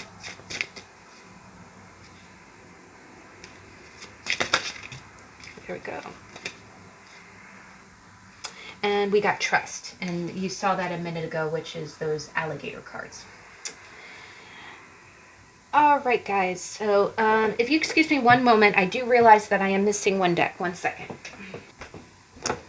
Okay, I'm going to go ahead and include this because I almost forgot. We do have one other psychological deck, and actually, let me go ahead and include it because we don't want to forget this one. So it's actually 11 decks, which is crazy. 11, and I will be sure to post that. The next deck is the Mixed Emotion Cards, and this is by Petra Martin, and this is a fabulous, fabulous deck, guys. First off, I was really sold on this pretty quick. I don't even think you had to really sell me on this deck because it was a no-brainer. It was a no-brainer. The artwork is absolutely gorgeous. I'm glad that we're getting some natural light so you can actually, see it. But the artwork is like darker colors and soft pastels. And what this is Petra Martin is another psychologist. She's a psychologist, and what this deck is this deck is actually meant to help, it was created to help people with, to analyze their feelings and to help with journaling. Also, you can pull out a card if you're feeling a certain emotion. What I love about this deck is I can pull out a card, maybe I'm feeling grateful, it's the holiday season, I'm feeling grateful, and I can just grab another deck and looking at that card, just kind of focusing on the images, I can grab another deck and just another card will flip out, and it's like, boom, there you go, High Priestess and Phobius. It's almost like it, and you see the colors are almost similar. Again, you can pair this with other decks and really get, a good image. Now, this is an excellent deck for any personal read or for relationship reads. If I use it sometimes with the archetype cards to kind of see how the archetype card is almost like how I'm acting, and this is like how I'm feeling. So how you're acting, how you're feeling, or why am I feeling this way? If you're interacting with another person, or if you're asking about another person, you can pull a card and say, okay, why are they acting this way? How are they feeling about me right now? And shy keeps popping up, guys. Shy. Someone's shy. What I love about this is that the lighting is not doing it justice, but the art is absolutely gorgeous. And there are small little keywords. I like the fact that they're a little smaller. You can still read it. If you wear glasses, it might be a little hard to read. The main keyword is very easy, but the bottom, I think it didn't want to distract from the art, which is important because you want to be in the feels for these cards, but it says shy, timid, hesitant, and reserved. And, they've got cards like receptive, proud, relieved, resistant. I like the fact that she has a lot of different, there's stubborn and resistant, closed, defensive, desperate. disappointed, guilty, hateful. So there's some strong ones in the colors. Panicky, you know, maybe if you're having panic attacks or anxiety. Creative, curious. Here we go, stressed. I really love it. She does have strong ones like grief and ashamed, discouraged. I think that's amazing. You do have love, romantic, and then she has another one that is love, platonic, which would be more of like a motherly or sisterly, brotherly love. You've got exhausted and hopeful, comforted, embarrassed, inspired. This one is a really strong one, like unfulfilled and excited, but she's got such amazing images. The artwork is off the chain, like overwhelmed. Gosh, guys, we're regretful, but I just, you know, it's one of those things where I turn to these cards quite a lot whenever I need answers. It's got really powerful things like longing, angry. But what I do is if I'm in a relationship read, I can pull this as energies for either myself or the person that I'm asking about. It can work for family dynamics. It can work for, relationships, love. You could ask about how you're feeling about work. You can ask how someone's perceiving you or, but again, this is another really wonderful deck that you can use just if you only have one deck that you use for psychology or self-help, you can use it in conjunction with some of these other decks. And it does have a book. It has a book with it. And but I just think I've really had to use the book for this because the images just speak volumes and the keywords really carry it. Oh, this is gorgeous. This is one of my favorite cards, even though it's kind of weird. Not weird, it's afraid. And you see little eyes everywhere. She does also, she has cards like hopeless, and it gets real deep. It gets real deep, but what I like about this is a deck that you can pull. You can just kind of pull one card. She does have like depressed. So she doesn't shy away from the heavy energies. She will talk about the deep emotions here, and sometimes I will just pull out this deck and pull one card and say, just kind of look at the images and say, yes, that is what I'm feeling, or why am I feeling that way, or where is this coming from? Now, this deck it fits good in the hand. It's got a real satin kind of feel. It does not have edging, which is great. And the cardstock is a very durable. It's a good mid-weight cardstock, not too thick, but not too thin. Now, when I got my deck, it was about $30-$40 with shipping, and I got it from Amazon. I'm not sure if this deck is starting to go out of print. When I bought it, it looked like it was out of stock. And then I started seeing the price, how it goes. The moment it gets out of stock at the major retailer, all of a sudden you start seeing the price skyrocket on the, eBay and other places. So that got me nervous because it's an excellent deck, but almost like the Spizzano, I didn't know if it was starting to, that the publisher was starting to not publish it anymore. But it's a wonderful deck. It's a little pricier. It's not going to be under $20, but you get a lot of cards. The card quality is perfect, and it doesn't take up much space. And definitely, I would encourage, even if you're not a card reader, even if you're not reading it for like sessions for a divination, this is an excellent way to see both how you're feeling, or for relationship spreads. Oh my gosh, guys, these two decks, relationship spreads, right on. So I love that deck. And it's definitely a great one to pull out. And Shy came out 3 times, so I'm going to go ahead and put that on top. Oh, did we ever even pull a card for here? But Shy, timid, hesitant, and reserved. So, okay. Ooh, okay. We're going to go ahead and put Awaken Inner Force right on top. I love that. That's so great. All right. Next, we're in the home stretch, guys. Only 2 more to go. I'm sorry. I almost forgot. I can't believe I almost forgot about my mixed emotion cards. These are fantastic, and they're definitely psychology self-help. Now, the next deck is, I'm just going to go ahead and warn you, this deck is out of print. This deck is out of print. And what had happened was one of the authors of this deck is Dorian Virtue. Dorian Virtue is very well known in the Oracle community because she created lots of angel decks and lots of Oracle decks. But then in the last couple years, I want to say in the last 5 years, she made a very dramatic shift towards a more structured religious background that deems Oracle as being more, I think she deemed it as being a little ungodly. So she has stopped producing her Oracle decks. Now, I'm not knocking it. I'm not saying it's not a bad choice. All of us on our spiritual journey believe what we believe. We believe in higher power, believe in God and angels. But what it was is just like Colette Baron Reed and like all of these authors, Denise, Lynn, Sonia, Choquette, she was like a cornerstone. Dorian Virtue was a publisher. I think she has more than 12 Oracle decks that talk about Oracle for divination. And what she did is she paired with another, I think it is a psychologist, but she created this deck, which is the Past Life Oracle.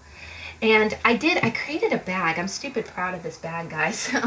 It kind of ties in the back and it fits my cards really perfectly.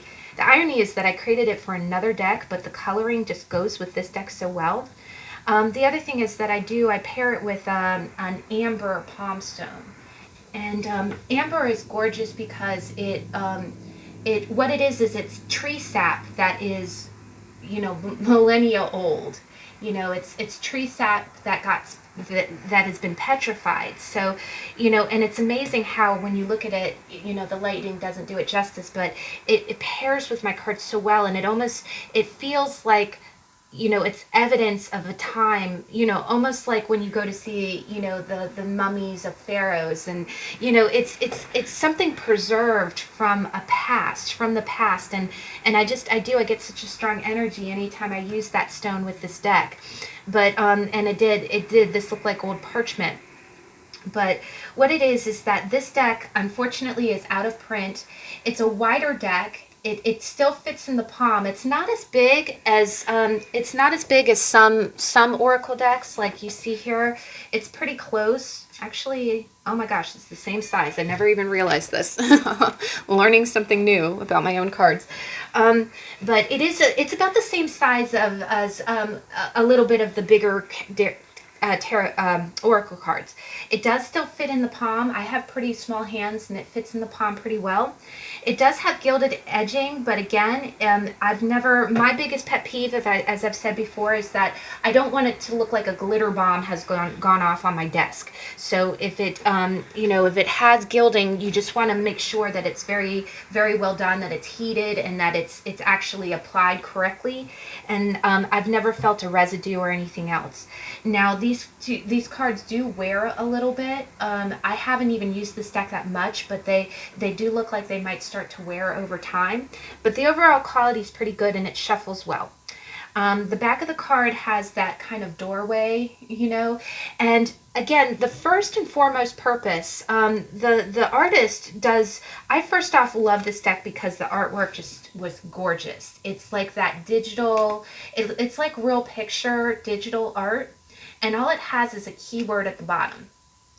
And it does have a book that goes with it, but the interesting thing is this deck was completely meant, this deck I'm positive was created for the purpose of divination, of finding past life. It's almost like past life regression, right? And just like I've said many times, soul symbols is like dream interpretation. It's like when you look at your dreams and you're trying to discern what it means, it's like your subconscious speaking to you.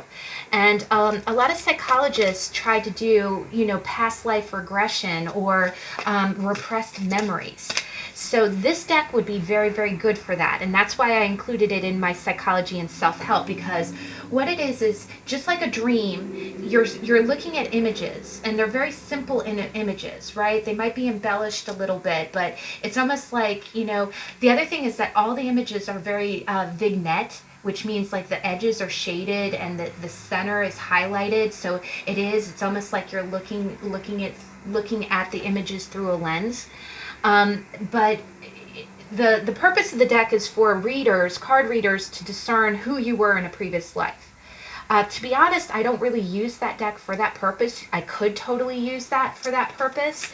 And you have, what I like about it is that this deck has some pretty strong meanings. Like you've got karmic relationship, you've got orphan, you've got trust and faith, you've got wisdom. You've got spiritual ones in here too. Like I always love it when I get angels, because just like with the other deck, I feel kind of protected and looked after. Vows, sometimes if you have questions, what I love about this deck is that I will pull it out for my daily energy, because it's almost like I use this deck like as if I use this deck as if I had a dream with this image the night before. That's how I kind of treat this deck. Okay, what is my subconscious telling me? The other thing that I do is that I do read it more in the symbols. Like I have to really be in a symbolic mood to get this. I do use it in conjunct with other cards, so I can, say, okay, if I have a theme going on and then this pops out. I do also get it with kind of messages from the universe, right? Sometimes when I see vows, maybe you have a karmic contract with someone. That's kind of how I read it.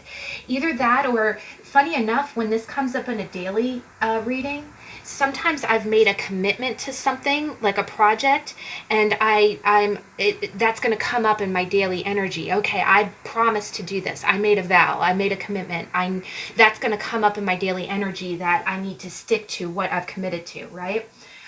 You do have stronger cards like Unrequited Love. The other thing is you do also, in this deck, you have spiritual cards like Celtic, Asia. I honestly think more of like Buddhist or Zen. I think of more Zen principles, but I also think when I see Asia, sometimes I think of chakra or of spiritualism related to that area of the world. You've got things like phobias. Now, what's beautiful is that sometimes you can get images like baby, and baby can be new. It can be starting a new life. It can be your inner child. It can be an actual sign of pregnancy, or someone that has a baby. High priest and priestess, this almost gets kind of major arcana.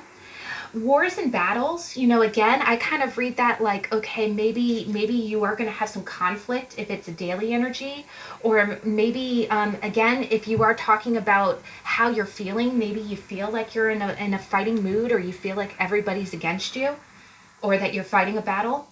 You've got forgiveness. This is really beautiful too, because sometimes when I pull these cards for love readings, it'll tell me a lot. You do have strong cards like persecution and inquisition, transportation. Sometimes transportation, I can see this like the Chariot card, like maybe you're having trouble with your car, or you have to go somewhere. I one time pulled this card and I was like, what's going on? And the very next day, first thing in the morning, I was called to a different office. Back when times were normal, I was called to a different office than I normally go to. And that was a sudden like trip, right? I do love the card health. I feel like sometimes if you're asking about your own health, it might be a call to attention for your health or for someone else. Trees really speak to me, because trees can kind of be a Lenormand sense. It can mean ancestors. It can be your roots. It can be getting grounded. Sometimes it can mean that you need to get out in nature, because if you watch my Instagram, I love going out in nature and seeing the sun come through the trees. The other thing is sometimes it can be a sign that you just need some fresh air. But you got the arts, so sometimes it might mean, practice music or do that artistic thing. It does have some stronger cards like imprisonment or slavery. Sometimes if I see this next to like the Eight of Swords, sometimes I might be trapped in my own head, or I might feel like it's imprisonment. Either that, or you might feel trapped by somebody else or by a situation. Now, Atlantis, this is weird. And again, these cards are really meant to be like previous lifetime kind of meanings, but I do kind of glean, again, this is very symbolic. I would advise that if you're real good at reading symbols, or if you're real good at reading dreams, this would be a good deck for you. But Atlantis, first thing is that I kind of see two dolphins. And when I see two dolphins, I think of telepathic communication. So maybe you're connecting with somebody through the 5D. It could be family. Maybe you're sending thoughts to your mom and your mom calls you. Maybe you're thinking about your best friend and they call you.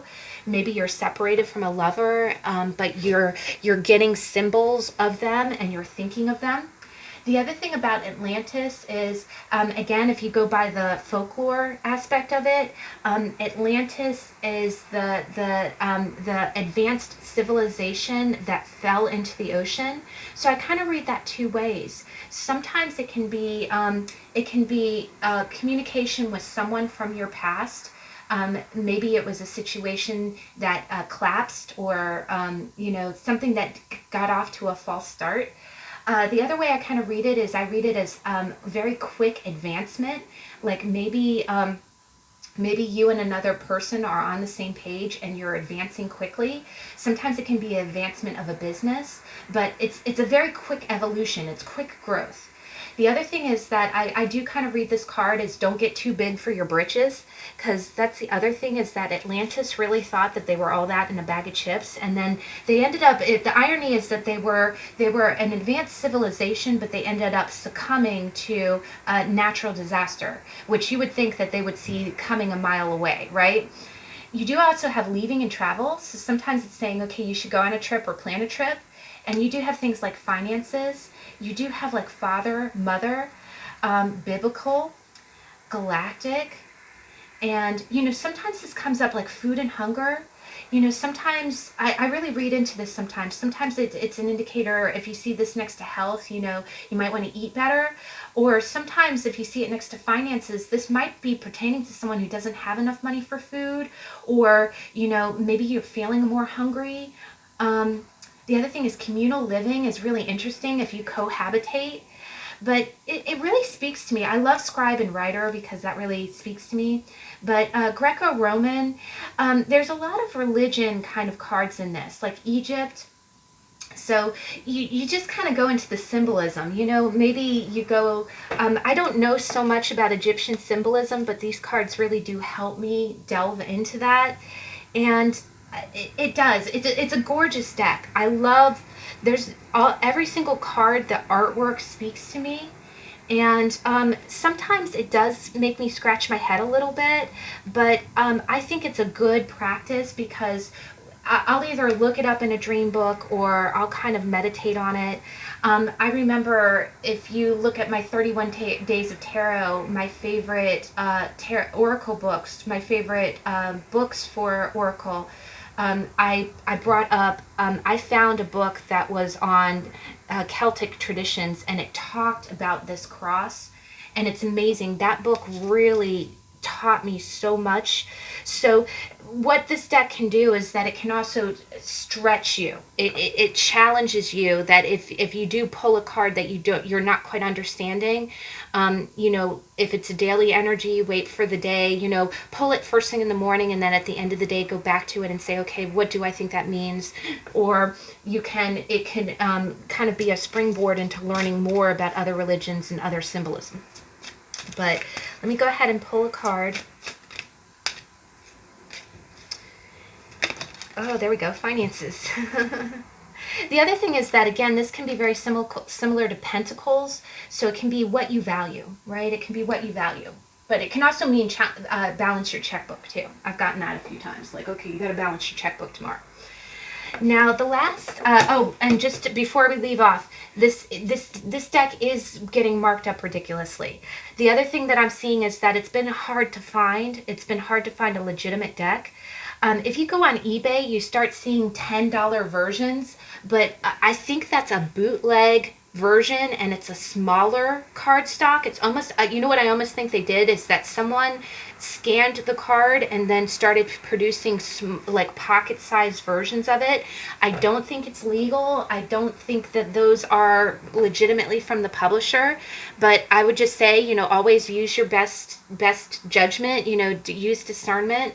Definitely, if it looks too good to be true, it might be. Look at the ratings, look at how long the seller's been in place. If they have some kind of funky name that looks like it changes every other day, you know, definitely use caution. But the other thing is that you shouldn't have to spend $100 for a deck either. That's the other thing, is that because it is out of print, I totally lucked out, and I did buy this off eBay from, I bought it for around $80, $60 to $80, but it was from another tarot reader. It was in pristine condition. She was being real honest. She did start the starting bid at probably like $50, $60, which is, I think, the actual value of the deck, so I did not fault her for that. And it's a gorgeous deck. It's a gorgeous deck, and I pull it out often, but it is a deep dive. It's a deep dive, but it's funny, there's a quote from Jane Austen's, what is it, Sense and Sensibility, where he says, bide your time, Brandon, bide your time. So if you see a deck that's out of print that you really want, you don't have to drop $200. Just bide your time. We're around the holiday season. Maybe after the holiday season, you'll start to see the price go down. Really do your diligence. Maybe check some of the trading sites. You know, maybe you have a deck that you could trade for it. But you know, it is out of print, so unfortunately, you know, I think it's out of print because the author did not want it printed anymore. So I don't even think it's like a, you know, the publisher. I'm sure the publisher wouldn't mind, you know, publishing it again. But just, you know, be careful, because you don't want to spend $100 for it. It is a gorgeous deck. It's a gorgeous deck, so that would be your choice if you want to go with it. But it is definitely more like, it is almost like past life regression, dream interpretation, and suppressed memory kind of things. It would be excellent for that, and, you know, if you can find it at a good price, absolutely. All right, guys, so we've come to the end. Last but not least, I use these cards daily. And these are wonderful. I made the bag, and I made it according to, you know, the specifications of the deck. It's beautiful. It does, what these are the self-care, the quality self-care deck by Deja Druid. And the name of the name and author and the link for her website are in the description box. These are a little bit longer than playing card size, and they fit real good in the palm. They do have edging, but it's well done. Just like I've said with all the other edging, it does not flake off. I don't feel any residue. They did, you know, it's a good mid-sized cardstock. It's very quality. It doesn't bend real well, but you can side shuffle it perfectly. You can do what I call a cascade shuffle, which is just end on end, just kind of let the cards fall one after the other. And what it is that Deja Druid is a single mom, and she created these cards. She has several card decks, so all of them are really beautiful.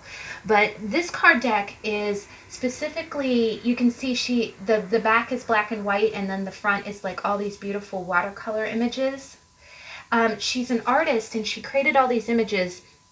And that's actually why the inside of my bag is kind of like a bright color. The outside is black, and then the strings are rainbow, because I wanted to match the deck.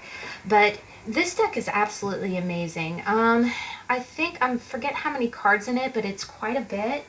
There are numbers and keywords. She does have a smaller book. I don't keep the book. I keep the book in the box. I don't keep it in the bag, because I really can read these cards without it. But if you do want to include it, it comes with a little booklet that doesn't take up much space. But the cards are amazing. The artwork is really creative. It's really, it's easy on the eyes. I like to think it's very much like the mixed emotions cards in the artwork type. But she does, Deja Druid does the artwork. But what it is that each one of these cards have an activity that you can do for self-care. You know, so here you got like rest, water, candles, you got travel, And you see these, I post these, I pull these cards daily. I don't think, in the last 2 months, there's probably only been 1 to 3 days that I have not pulled one of these cards for myself. And that's really saying something. That's saying something. So I turn to these cards daily. Sense, I really kind of think of a fashion sense, or you see this girl, she's testing out makeup, and I resonate with this because, like, when you're a woman and you like, playing with makeup is an act of self-care. It's like saying, okay, what colors of lipstick, what colors of eyeshadow emphasize my face, emphasize my bone structure. I do kind of see makeup as almost like a celebration of what's beautiful about you. And now, and again, it being 2020, we haven't been wearing much makeup. I'm not encouraging you to do that. I honestly don't wear much makeup myself. But I can see the reason that women love makeup so much is because it's emphasizing the beautiful features about yourself, and it's artistic. It's like painting yourself, and then it's like saying, oh wow, look how beautiful my lips look with this lip color. Look how much my eyes pop with this eyeshadow. So what she did is she went through and she created a deck that says, okay, there's activities like this, focus. And then flowers. I bought myself flowers. You can, or maybe if you are reading this in a spread, maybe someone gives you flowers. Now, what maybe with gift, maybe you can buy yourself something that you've been meaning to buy and let it be a self-gift.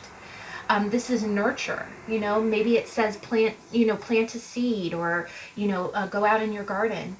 Hair, just like makeup, taking time to do your hair.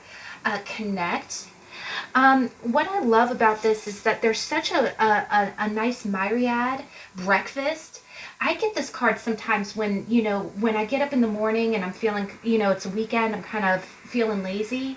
If I either make myself breakfast or I go out and get breakfast, it's just, that is a self-care activity. That feels so good. It feels so good. It almost makes you say, here, you're worth waffles. You're worth fruit. Here, have a cup of coffee. Good morning, beautiful. How was your night? Stretch is gorgeous. If you do yoga, movie is great. Maybe it's kind of telling you, sometimes when I've been working so much, it's like, here, check out, don't do anything. Just veg out and watch a movie. But all of these cards have really gorgeous activities, and I do. The other thing is that a lot of times I'll pull cards the night before, and I think, oh, I won't have time to do that tomorrow. I won't be able to do that, and then miraculously, it's like creative visualization. I end up doing the exact activity. Like I don't think that I would get outside to look at the stars, and then that night I go out and I see the moon. There was a really beautiful moon a few nights ago, actually, that I just stood outside and watched, and it was a little cold, but it was so worth it. It's like I didn't even feel the cold. And the moon was like that too. It's like a waxing crescent. But this is a gorgeous deck, and it has so many good activities. And I do. The other thing is that it does have a more mature ones, like sensuality. Sometimes I forget where I watched it. It was a YouTube video that talked about how sometimes when you want to feel good, wear nice underwear, wear sexy underwear, because that makes you feel confident and it makes you feel good, and no one else has to know. You feel it, right? You feel it underneath your clothes. Sometimes it can be cautioning you to drink more water, or, to be mindful, pamper, maybe, do a face mask. But I do love it that it has things like listen and dance. If you watched the weekly energy card reading yesterday, I had pulled the dance card, and it does have cards like fitness or sing. So again, there's such a myriad, guys. I'll tell you, there's so many things. Unplug, I really like that one, because that one's like go off the grid, turn off all the electronic devices. But this is an amazing deck. And she actually, if you want, Deja Drew has an Instagram, and I think she's on Facebook, but mostly on Instagram. She has really inspirational videos, and you can follow what she's doing. She is creating a new love deck that's going to be out soon. She has this deck and a self-empowerment deck. She does do regular runs of this. She's not always in stock of the deck, but she's very communicative on her website. Usually the deck will be back in stock in about 6 months, and she'll tell you the approximate availability date, because she is a self-published deck owner. I believe she started this through Kickstarter, so she does have a few Kickstarter runs. I think she even ran this deck 2 times through Kickstarter. So you could check the Kickstarter website, or you could check her website. Definitely feel free to follow her on Instagram. She pulls these cards all the time. She does like daily readings. So if you follow her on Instagram, you can actually see almost like a flip through of all the cards. If you want to flip through, please leave a comment. I'll try to find time to do that. It's been a little bit of a lot of work, but I can gladly do that for you if you want to see that. But she really does. She's good to follow because you can see the cards, you can see the other decks that she has. She has another really good self-empowerment deck. And actually the self-empowerment deck looks like this. She sent this card, one card from the self-empowerment deck, as a thank you for buying this deck, and it's the same size as the rest of the cards. So I just go ahead and I put it in with these decks. But and it's beautiful. That deck is purple and it has like a magenta kind of edge to it. But these cards are so wonderful. These are another one of those, my grab and go. I take this on vacation with me. I take this on trips with me. Basically, if I've had a long day or the night before, if I turn to this deck almost daily, and I go ahead and I pull a card to see what I should do for myself on that day. And when I follow the card's advice and I get more rest, or I drink more water, when I do what the card's telling me to do, it isn't that I'm not letting cards rule my life. I'm just following it. It's almost like a creative visualization, and it's wonderful self-care. It's wonderful self-care. And definitely if you're reading cards after you've gone through a loss, after you've gone through a breakup, a divorce, just a tough time in your life, you're changing jobs, you're changing careers, if you just feel like you're lost in your life, daily self-care like this is so crucial.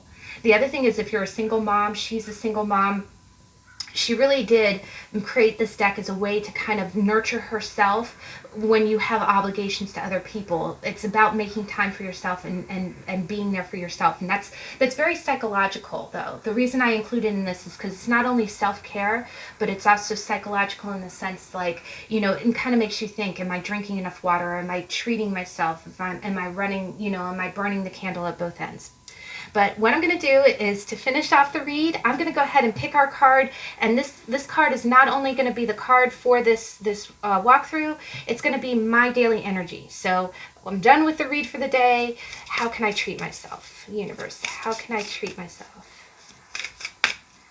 What self-care activity? Oh, gosh. Okay. Okay. I got candles. Now, that, just to throw it out there, there are some spiritual cards in here, like you have crystal work. There's another one that says ritual. And the ritual one does show tarot cards, but what I kind of read it as is that if you have a daily ritual, you don't necessarily have to do tarot. Like, you don't have to take the ritual card literally, like learn. You see cards there. And ritual, you'll see tarot cards. You don't really have to do tarot to do that. What I always read that is, if you're not a card reader, I read ritual as what ritual makes you feel good. Like, my sister likes to decorate the house, like, every season, for St. Patrick's Day, for Easter, for 4th of July. That's her ritual, right? Or, maybe you like washing the dishes. Maybe it doesn't even have to be a chore. Maybe there's something that you like to do. Maybe you like to, tweeze your eyebrows or do your hair. Whatever ritual makes you feel calm, makes you feel at peace, that's the ritual you want to do. But my card, I got candles. And candles is wonderful, guys. So again, it doesn't have to be ritualistic with it. Maybe take a bath and light candles. Maybe when the sun goes down, go ahead and light some candles. But that's what it's telling you to do. But wow, guys, so we've come to the end of the reading. I thank you so much for joining me. Again, you know, this is for your knowledge. If you like the deck, check out the timestamp below. And I hope that you can join me back in the future. I am going to be doing more of these for my other decks, and I'm going to group them into categories. The other videos won't be as long because it'll be less decks. But I hope you have a great weekend, and thank you for stopping by. See you in the next video. Bye.